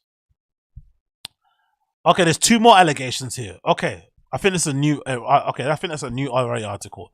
Yes, I think this is the latest accusation, right? The latest one, I think, is from this young lady here, who goes by the name of Olive. Yeah, let's see what he did. Andrew Callahan, this lady. Jesus Christ, this guy. Keep this really short and to the point. I have an experience with Andrew Callahan that corroborates some of the other women's stories that are coming forward. It was 2020 in Los Angeles, and Andrew invited me to the bar, the Golden Gopher. I met up with him and some friends, and then afterwards we went to a house party. We were drinking the whole time, obviously. He wanted to come back to my house afterwards, where I remember repeatedly telling him that I just wanted to be friends, that I didn't want to take it to that point anymore. Please don't tell me you still invited him back to your house after saying this. Please don't tell me you did that, please. And he repeatedly asked me and pressured me into having sex or giving him a blowjob. He pressured me to the point to where I did give in. Oh, honestly, what? I don't know where does this world exist where this happens? In my life, I don't think there's any occasion in my entire life where asking somebody something like that more than 2 times doesn't get you to get the fuck off, or to, I don't know, a middle finger, or tell you to fuck. Like, I don't understand what world people live in where you just keep asking and it happens. Like, what reality is this? Holy shit. Oh, God, mate. I just wanted to share that to help support some of the other victims that are coming forward. And this is the receipt. Here are the messages from them. Okay, holler if you want to party when I arrive. Where you at? And also, like, just as a sidebar, I think, in my opinion, considering what this guy looks like, yeah, considering what my man looks like, it's an absolute blessing from the gods that he has any female fans to begin with, right? And any female fans who would want to hang out with him in real life. And any female fans who would legitimately maybe think about swapping saliva with him. It's an absolute blessing from the gods that happening. Because this guy is 25 allegedly. 25 years old. And he looks like he could be 40. Easy, right? And he clearly has not been blessed in the looks department, in my opinion. Just my opinion. Maybe some people might think he's cute. For me, you know, a strong 0. So the fact that he's even got girls that are into the stuff that he does should be a blessing in itself. And then to go to the way of kind of abusing them and taking advantage of their flipping love and adoration of you as a fan is just like, oh, what are you doing, brother? What are you doing? What are you doing? But I'm also just shocked, legitimately shocked, that this constant pressure thing works for some people. That they can legitimately just keep asking for things like that, and some people cave. It's wild to me. Legit wild that this even allegedly happens. For the person giving in and for the person happy to receive it in the end. Yeah, I finally got it. I wore her down. Like, what are you saying to your boys after? Are you saying, yeah, I wore her down, man. She finally gave in. I'm so happy. It's like, that sounds super sus. But hey, the screenshot says as follows. Holla if you want a party when arrive. Where you're at. I'm down for a few beers, can't go hammy. So, you know, she's doing what most girls do, right? By not giving out signals that they're down to do anything else extra. I'm going to have a couple of beers, but I can't go crazy. So relax. Come to the Golden Gooper downtown. Okay, need a few. Do you know when I'll let you know when I'm ready. Cool, phone gonna die. I'm here, but you're invited, Golden Gooper. So he's getting very desperate here. 3 messages in a row. Calling Uber, see you soon. Patio. Oh, yeah. He seems to have a thing for nose, though. He seems to get off on some nose. The more nose he gets, the more he seems to be a bit more interested in the situation, which is super, super sus. Let's see the other. There's more, right? What's another allegation? I think that was that one I read. Okay, this is the new one. I think this is a new article. Violated, confused, and incredibly disrespected. Another woman accuses carrying on sexual misconduct. So this is another story. So I think there might be like 6 stories, 6 people so far. Yo, it's a rap for you, bro. It's a fucking rap. But that's the thing, though. It's not a rap for him career-wise because I'm sure he'll be fine. It's probably just a rap in terms of HBO and commercial shit. But in terms of his own Patreon, his YouTube, his fans will be fine with it. Do you know what I mean? His fans are already making excuses for him already on the sub. Some of them are arguing that it's not assault, it's not abuse, he did nothing wrong, blaming the girls. It's like, all right, cool, man. It continues. It says here, when Charlotte was 18, she matched with a then 19-year-old man named Andrew Callahan. Yo, they're bringing up stories of him when he was 19. He's been doing this since 19 years of age, pre-fame. Because it would have made a bit more sense if this was like, you know, when you get a bit of fame and you're socially awkward and maybe you haven't had enough experience with girls and you just start doing mad, creepy sus shit because you've got no experience and you just are awkward and you think that's the right way to go about things and you watch too much Fresh and Fit. But he's been doing this since he was 19. This is showing patterns, isn't it? Or maybe the articles are establishing patterns. Who knows? Let's just read it anyway.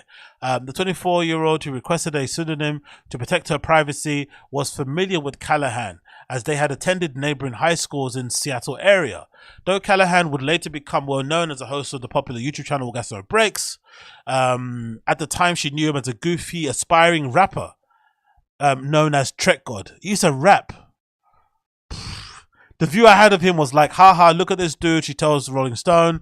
But in 2016, she agreed to go out with coffee for him, with the two returned to an apartment he was staying at, she says, to drink wine and watch a movie. Fucking hell, mate. What happened next, she says, was abrupt shift in tone. Charlotte claims Callahan kissed her, then poured wine on her chest and licked it off. Oh, this happens when you watch too much Fresh and Fit. Honestly, what kind of move is that? What kind of move is that? Whoops, there's some wine on your chest. Why don't I lick that off? Yo, get me a bucket so I can vomit in it. Jesus Christ. There were acts that she said she consented to, even though she was somewhat uncomfortable. Have you...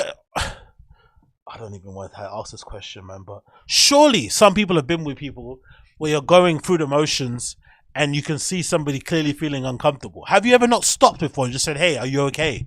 Like, isn't that just a common courtesy? Like, hey, are you all right? Are you fine?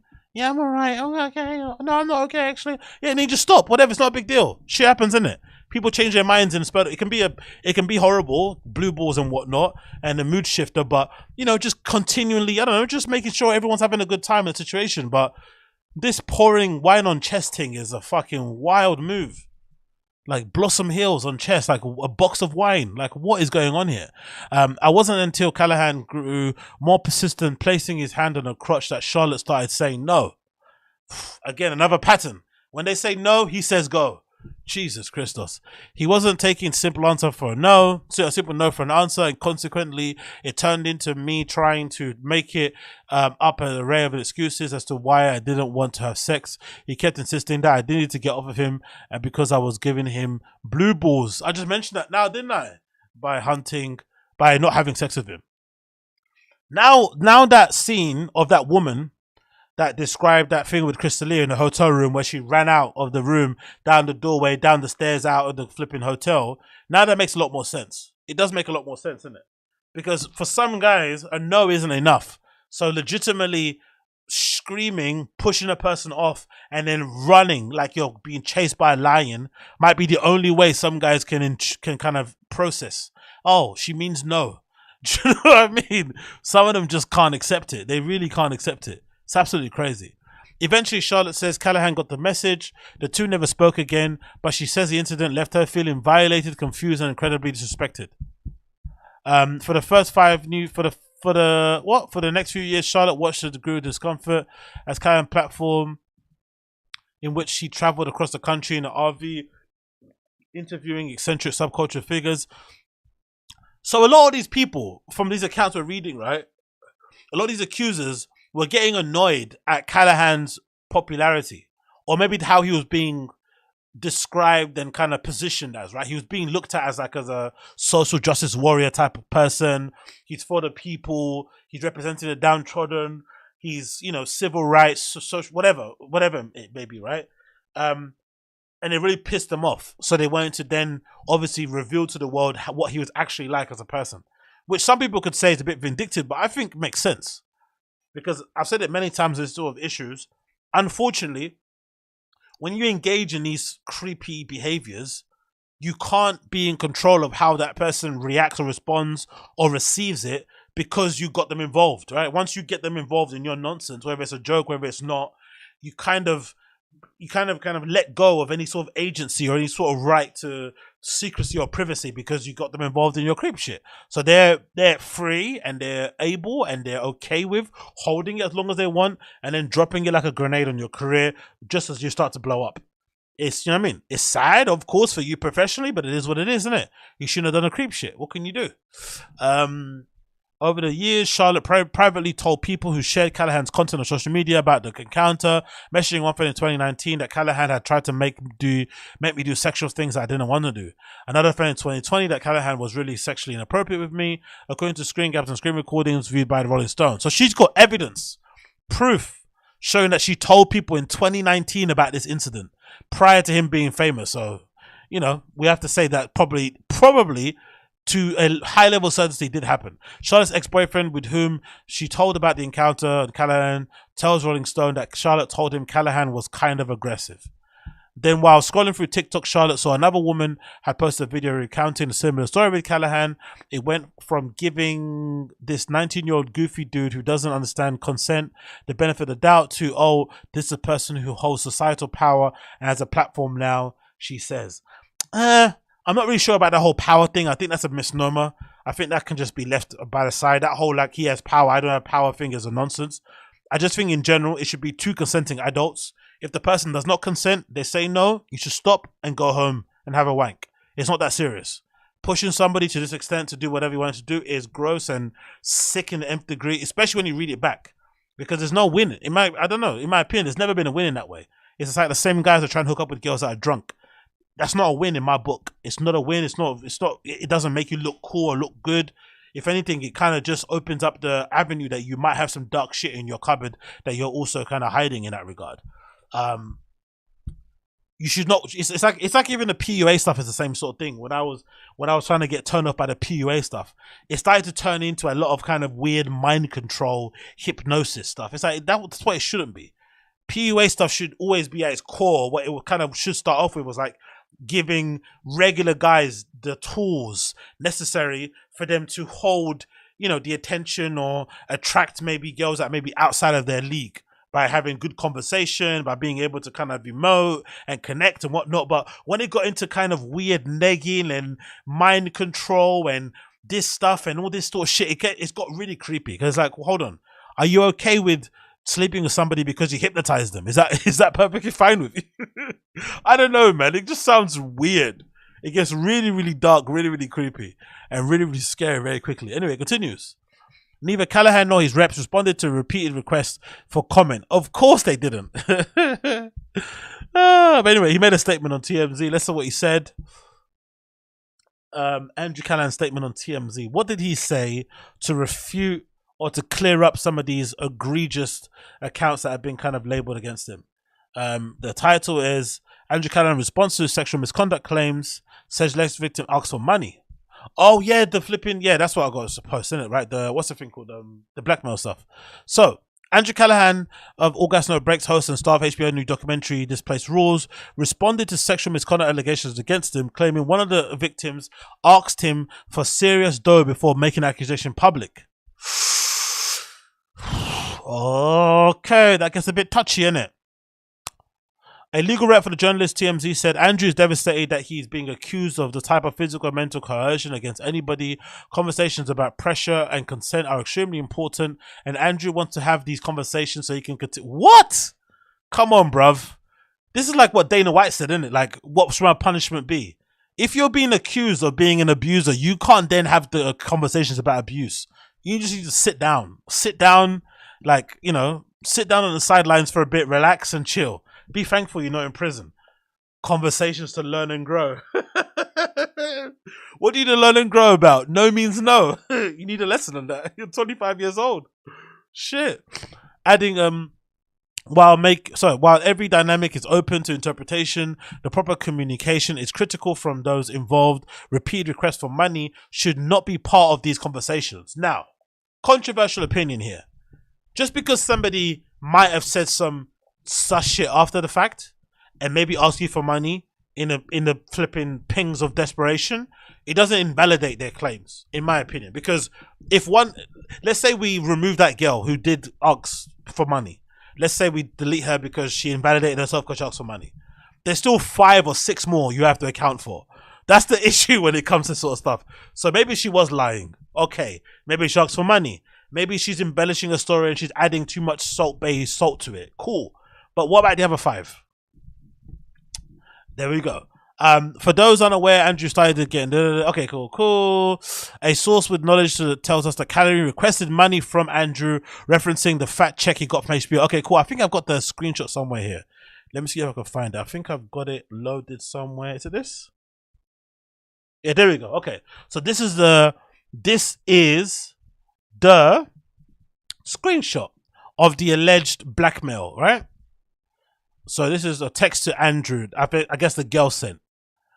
I don't really want a response from you because I already know. I think she shared this herself, didn't she? Because this is her text. Wow, okay. I don't really want a response from you because I already know you skewed version of what happened the last time I saw you. I just want you to know that he got this message on the Friday, December the 30th. His new year must have been so horrible, right? On one hand, he's got this amazing documentary coming on HBO. Another hand, he knows he's got this tsunami, an absolute avalanche of accusers coming after him, which are going to render his career mute. What a horrible new year. I already know your skewed version of happened last time I saw you. I just want you to know that seeing friends of mine promote your show, which I'm not discounting, came with a lot of hard work, hurts me in ways hurts me in ways I wish you could feel sometimes. Anyways, if HBO cuts you a fat check and you in any way feel like contributing to massive amounts of therapy bills I have occurred due to the night you coerced me and the resulting trauma, my Venmo, oh, come on, lady. That is really distasteful, lacking in class, in tact, in everything. Because I don't know. If somebody did that to you, you should want nothing to do with them whatsoever. You should want to bury them under the jail. You should want to ruin everything about the reputation. You should want to share your story with everybody that will have you. You should be at every podcast, every TV channel, everything, right? Sharing everything that happened. but you should not be in any way, shape, or form in communication with said abuser and trying to flipping blackmail them out of money. That's insane. If anything, you should be trying to get the money out of them through the cancellation, right? You should be getting out there, getting yourself verified on social media, having paid interviews, doing paid news pieces, maybe taking it to a civil court and getting money that way. But trying to get money from him directly is so bizarre. So bizarre. And unfortunately, if you're a sensible person, sensible, principled person, you have to say this does devalue a tiny bit her account. It doesn't, you know, diminish her all what happened, because I'm sure it probably did happen given all the other people that have come out and said this stuff. But come on, man, trying to extort somebody that abused you is so bizarre. And maybe that this does happen, I don't know, maybe this is the standard thing that happens in abuse cases where some of the victims try to go after people monetarily behind the scenes. But I think this should be done in the courts. You should be trying to civil sue this guy until his eyes go flipping blue, fair enough, but trying to get him to Venmo you money, awful. But again, he has only himself to blame, right? You get yourself involved in this nonsense because you try to coerce people into sex. So it always, again, I'm a big believer in personal responsibility. I'm a big believer in extreme ownership. And the whole reason why this happened, the whole reason why he's getting these text messages is because this girl said no and he still tried to fuck. So it is what it is. You know what I mean? You have to face whatever you have to face. But this girl doesn't come across the best when she's trying to extort the guy, in my opinion. But hey, what do I know in this case? What do I know? We got more thingy views here versus, what's it? Okay, we already saw this already. And then the last thing I want to end this on is this tweet from, I think, Ethan Klein, right?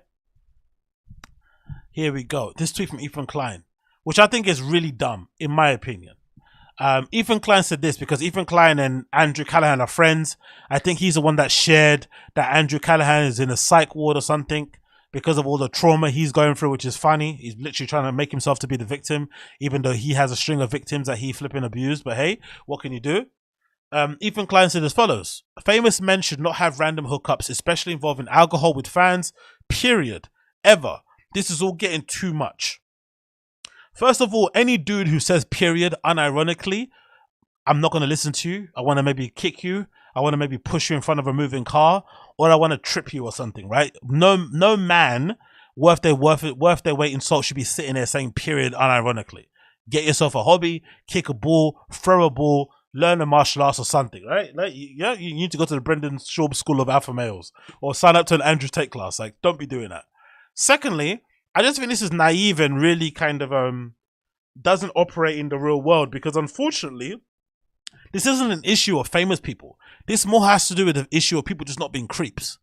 That's all it should be about. It should always be about creeps and agency. If you're a girl and you're going to meet somebody, you should have enough agency where you're not being coerced into sleeping with somebody. No matter how famous, no matter how much they ask, if no means no, you should be saying no and remove yourself from the situation immediately. You shouldn't be in any position where somebody can coerce you into sleeping with them. That's insane. Secondly, if you're a guy, you shouldn't be. You shouldn't be in any way, shape, or form trying to convince anybody to fuck you either, right? It shouldn't be a convincing thing. Like, really and truly, it shouldn't be convincing to sex. It should be consenting. You both should agree to it. It should be something you both enjoy. Bloody blah blah blah. That goes without saying. But this idea that nobody famous is ever going to hook up with their fams is so naive. It happens all the time.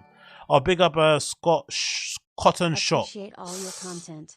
Respect and love from Brooklyn. Yes, respect and love back to you again. London to Brooklyn way. Big up Cotton Shop. I appreciate you. Thank you for the super chat, my friend. I think this is really silly. If anything, the message should be to all men out there, no means no. And also, this should be a lesson to some guys, because some guys didn't understand that sexual assault or sexual harassment could be continually asking somebody for sex when they say no. So now you all know. If you didn't know beforehand, you know now clearly. But this idea that famous people can't hook up with their fans in a consenting way is ridiculous, in my opinion. It really is. Because clearly it happens all the time. The issue isn't with fans. The issue is with guys not taking no for an answer. And the issue is also with girls, for whatever reason, being okay with giving in to somebody when they keep asking for sexual favors. It's like, no. Especially if you're a grown adult. If you're a child, fair enough, it's a bit different. Maybe not mature, or maybe not well adjusted socially. But if you're a grown up, you should in no way, shape, or form be coerced into fucking somebody. That's insane. No way, shape, or form that should be happening. They shouldn't be asking you repeatedly, of course, but you could easily, or not, if you can easily remove yourself from the situation. I think in that position. But hey, what do I know? And of course, he's fighting for it. Someone said here that I agree with.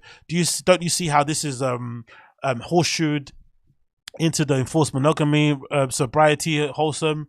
He says not at all. I think famous people need to be careful with their power. Again, this power thing is such a misnomer. What does this even mean, power? If anything, most of the power, especially when you're in a especially when you're in a situation where it's a man and a woman, usually lies with the woman anyway, because they're the ones that choose.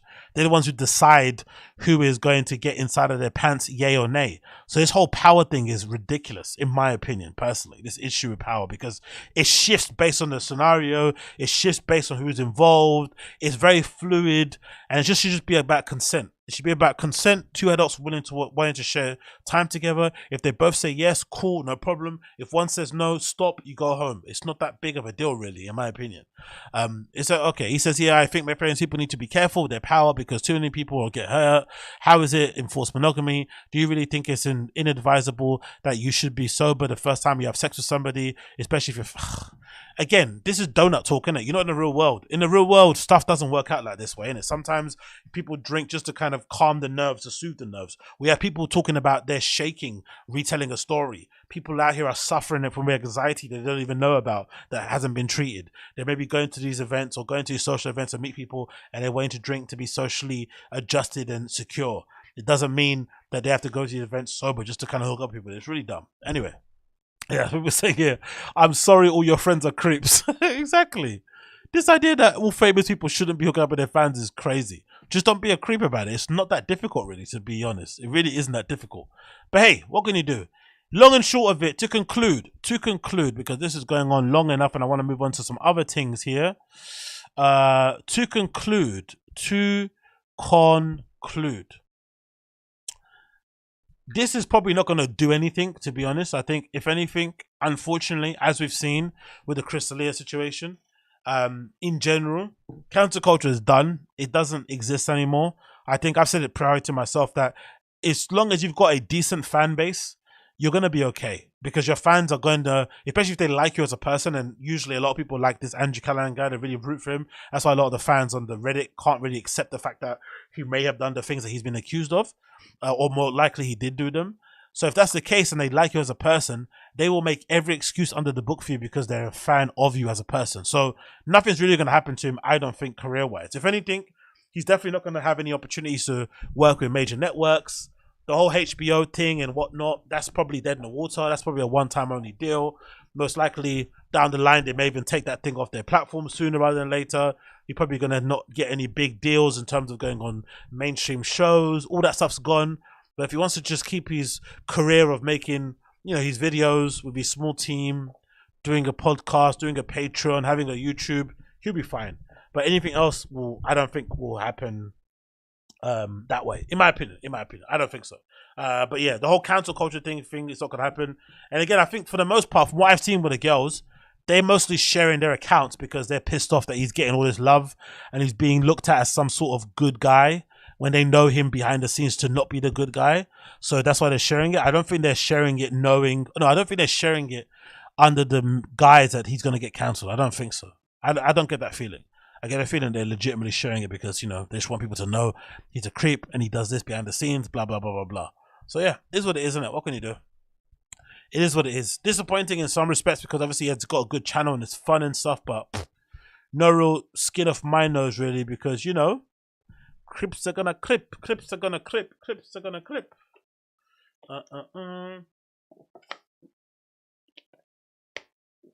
What Shades here? How is that fair? What's not fair here, Shades? What do you have to say about that, Shades Cow? What do you think is not fair? Do you think he should be...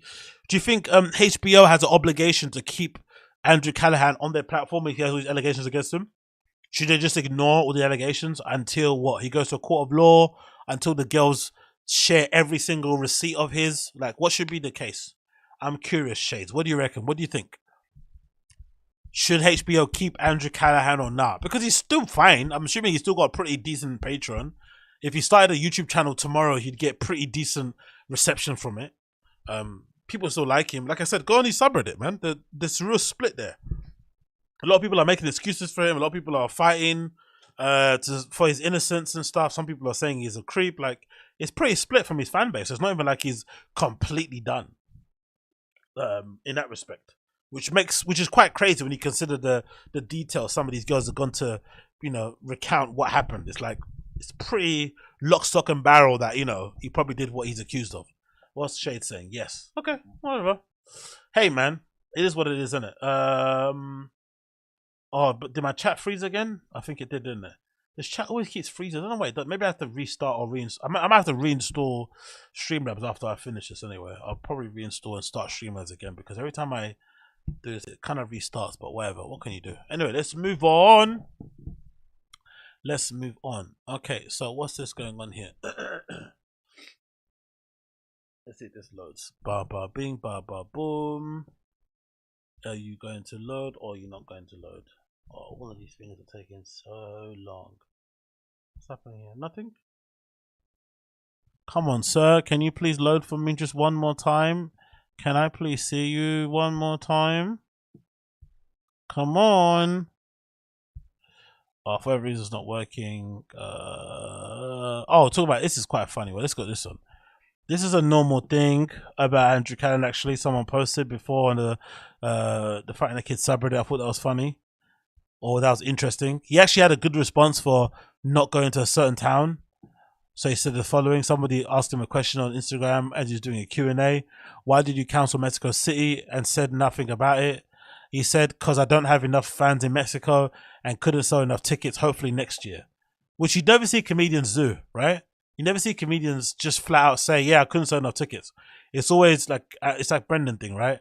The DA, the weather, some extra, family problems. It's never just like straight up admitted. They can't ever admit they don't sell tickets somewhere. There's always some weird lie that they have to flip in, endure and kind of throw out there. Very, very strange. But hey, what can you do? Let's take this off the screen because, it cancelled now, so I can't be giving him props or saying he said nice things because people are going to start accusing me of being an apologist.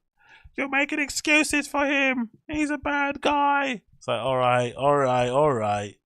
Let's move on from that one. Oh, why are these tabs not loading? I have to reload them again. They're going to make a noise. Oh, this is annoying, isn't it? Okay, there we go. It's loading now. Cool. Let's move on from that one. Yes, to play this, but you see this clip?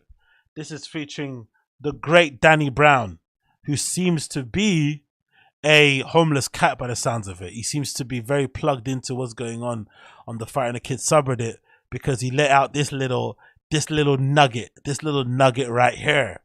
That's it. It's a whole movement. That's Shouts out to them hilarious. niggas. But yeah, 3 weeks in, no fap, no porn. I was choking bitches. I can I was see meeting that. my dogs, walking outside, kicking homeless cats at the PF chain.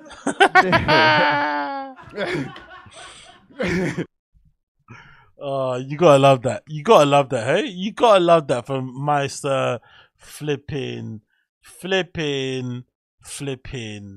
Danny Brown.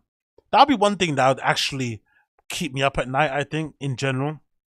I think you can easily, if you're Brendan and those guys, you can easily dismiss the haters out there for not being as successful as you and for being jealous and stuff, right? You can easily dismiss that, I think. You can make an excuse for it and say, yeah, they're not as they're jealous, they're not as rich, they're not as many trainers as me. But when people that work in your profession are also kicking you, that would really make me cry. That would really make me upset. I'm not gonna lie. That would really, really, really make me upset. More so than what all these homeless cat people have to say, in my opinion. Let me continue. Actually, I've got to maybe close some tabs because my thing is the flipping bitrate is going crazy. Yeah, I know it's me, Provin. I'm going at 144p. It's definitely me. Let me close the tab down. Let it load up and I'll close the tab. I've got to close a couple of tabs because I think my computer is absolutely going Google Gaga. It's not having it, mate. I've got too many tabs open as per usual. Because I'm the Tab King, the undefeated, undisputed heavyweight champion of tabs. So I have to get this sorted. Bear with me one more second while I get this sorted. Oh, come on, load. Where are the tabs at? Okay, cool. Let's just get this off the screen. Bear with me one second while I make this work. Wish I had a musical intermission I could play right now, but I've got to take this down. Oh, by the way, the Reddit is not going to take a taken any time. I think that was just Unique. Unique put out a bit of a clickbait video recently, basically saying the Reddit's going to be taken down, but it won't get taken anytime soon. I think for the most part, the guys on there are quite careful not to say anything crazy, not to put any crazy Patreon type content on there or anything else crazy. They do go out their way not to post anything about his kids. They do go out anywhere to go and post something about his family. It's always just about stuff they posted themselves online. So anything that's readily available, they'll clip and put on the forums, but on the Reddit, but it's nothing that they go and try and seek. Because I think before people were getting very, because I didn't like it when they were going crazy and trying to dig into family and all that sort of stuff. I'm not down for that. I think just laughing at what he says in Brendan and Bryan, what they say on the pod, you know, themselves, is fine. But this idea of going to dig into their families and find out what they did here and there, I was never a fan of that kind of approach in a slice. I think that kind of psyop is something that I'm never ever gonna be down for. No way, shape, or form. I think just leave it to what they say on the podcast, because they say enough, they say and do enough dumb shit anyway. You don't need to flip and be going out your way to kind of dig into their families, because you know they flipping got way too many podcasts as it is. They flipping speak for a living. They just go. So fuck that. Let's just talk about what they actually speak about, as apart from trying to dig into their family. I know it can be funny, it can be amusing, but let's not do that. I'm just closing some tabs now. I'm getting a Wheel of Death, and as soon as that Wheel of Death disappears, we shall continue with the other clips. Wow, we're 2 hours in. Damn, son. 2 hours in. Damn. Okay, cool. Okay, cool. So I've got those clips over at the way. That window's gone now. Hopefully it loads. Yeah, I know. Please bear with me. I'm skipping frames. Please bear with me. I'm just shutting some stuff down, and as soon as it closes, we shall keep continuing. Please bear with me. Into what you call it? What's that thing called? Technical difficulties. Technical difficulties are self-inflicted, by the way. Technical difficulties are self-inflicted. Please bear with me. Please bear with me. Come on, sir, load. I'm still there. As soon as it goes down, it should be fine. Let's see what it looks like. Yeah, terrible still. I think it does. Yeah, it does, doesn't it? Bloody hell, mate. Even the chat's not loading up. That's when you know the stream's crazy. Okay. I'm cutting in and out. Oh, just now. Still in and out? Alright. Yeah, Jesus Christ.